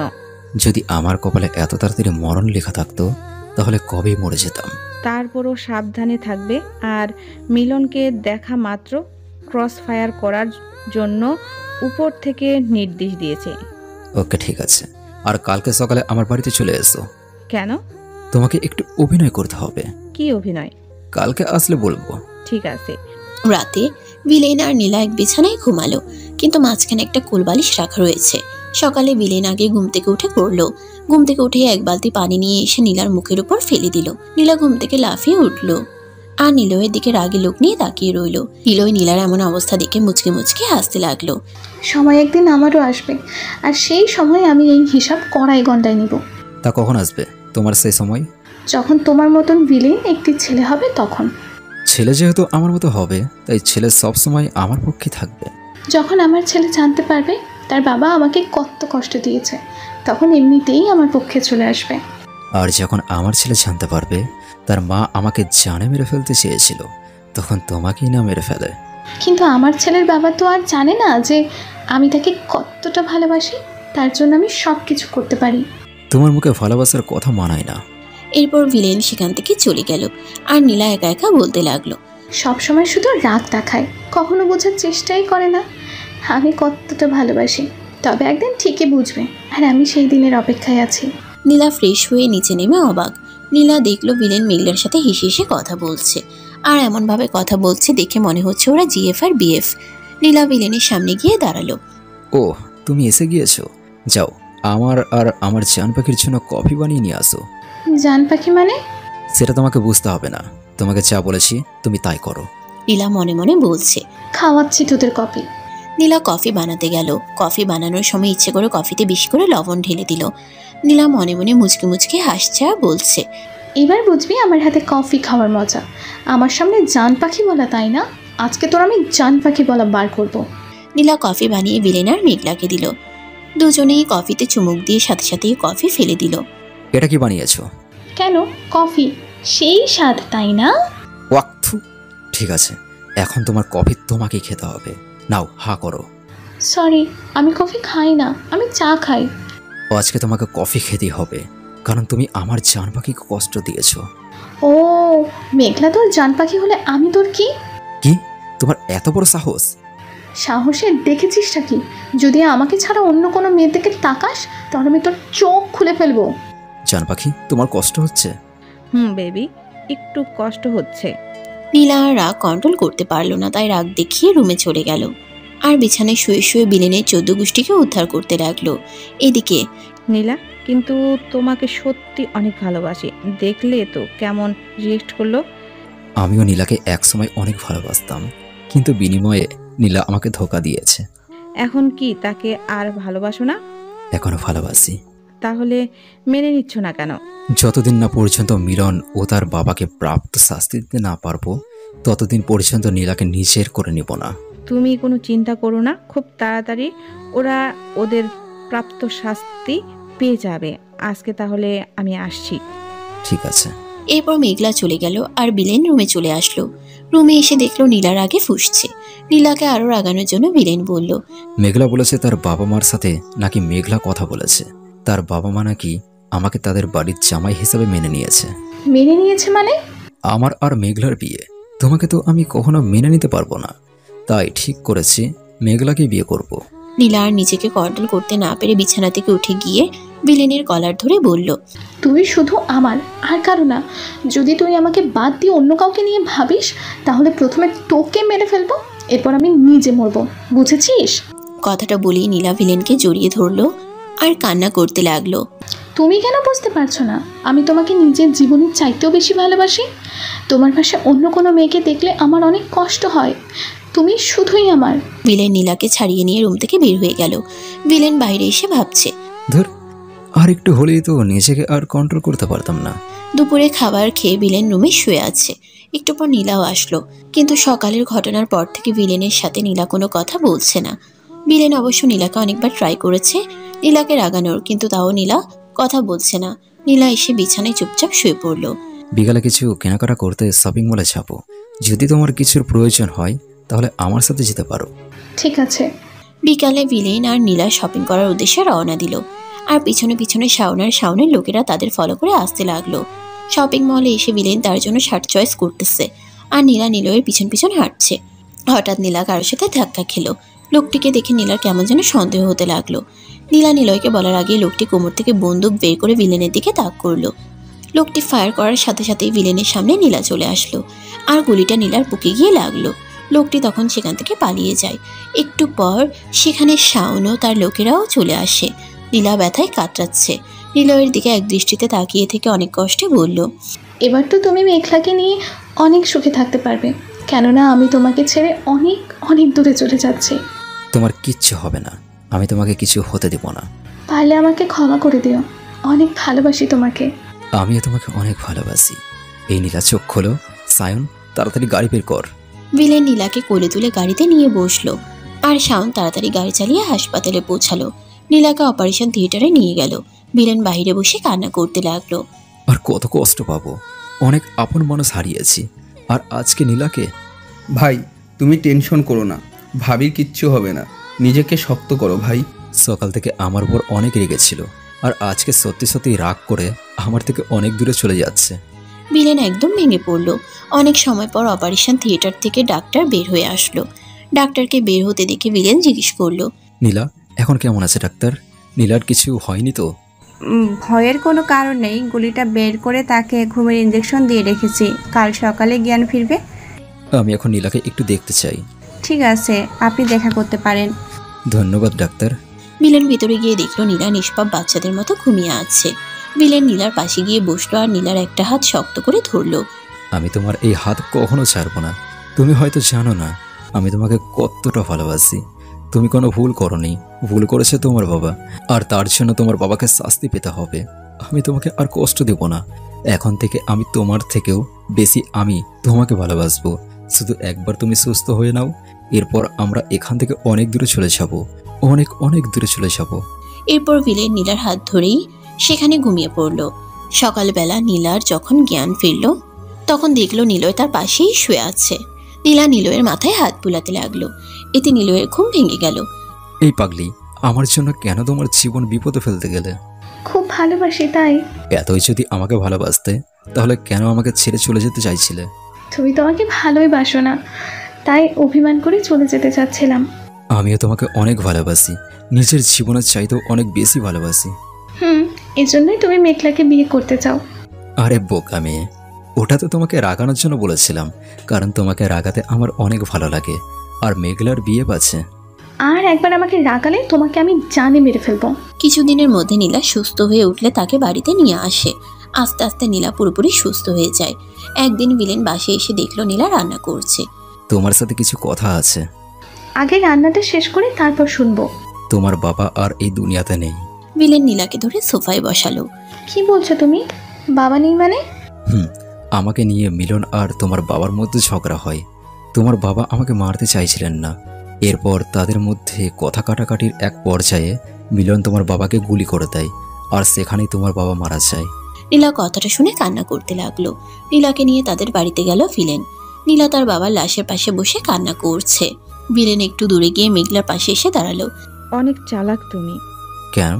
আমি ভেবেছিলাম পুলিশের হাতেই তোমার শ্বশুরকে তুলে দিব, কিন্তু পুলিশকে ফাঁকি দিয়ে নিজেই তুমি তোমার শ্বশুরকে মেরে ফেললে।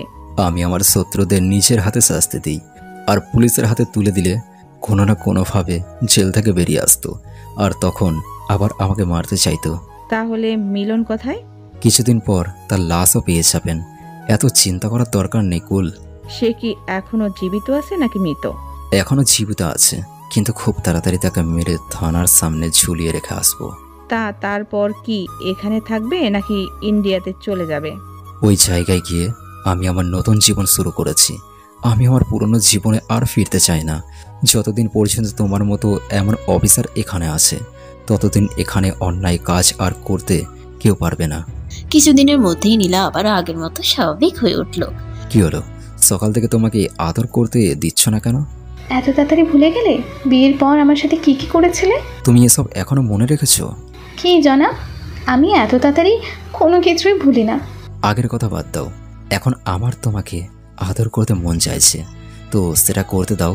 নীলা একটু একটু করে নীলার কাছে যেতে লাগলো। এই ভালো হচ্ছে না কিন্তু, একদম কাছে আসবে না। কাছে আসলে কিন্তু একদম জানে মেরে ফেলবো।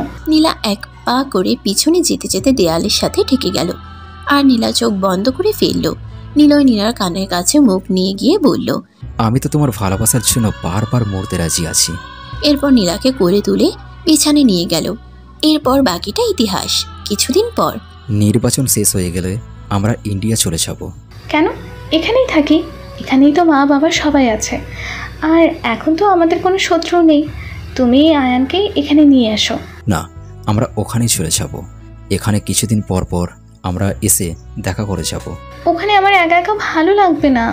চিন্তা করো না, খুব তাড়াতাড়ি একটা কিউট বেবি আমার জন্য দরকার হলে দিনরাত পরিশ্রম করে যাব। ঠিক আছে, তাহলে এই কয়দিন আমরা বাবা মার সাথেই থাকবো। ঠিক আছে, এরপর আমরা চলে যাব। নীলা লজ্জায় লাল হয়ে গেল। নিলয়ের বাবা মা ও তাদের পরিবারের সবাই এখন নীলাকে বউ হিসেবে মেনে নিয়েছে। এদিকে নিলয় নীলার ভাইকে মেরে ফেলার হুমকি দিয়েছে, তাই এখন আর তমাকে কোনো অত্যাচার করে না। আর এবারের এমপি নির্বাচনে শাওনকে দাঁড় করিয়েছে নিলয়। শাওন নির্বাচনে জয়ী হয়। কিছুদিন পর নিলয় আর নীলা ইন্ডিয়াতে চলে যায়, আর সেখানেই তারা বসবাস করতে থাকে। নীলা এখনও জানে না তার বাবাকে নিলয়ই মেরেছে, তবে কিছু কথা গোপন থাকাই ভালো। এভাবে চলতে থাকলো তাদের বাকিটা জীবন। সুখে থাকুক এভাবেই প্রতিটা জীবন। দোয়া করবেন সবাই তাদের জন্য। আল্লাহ হাফিজ।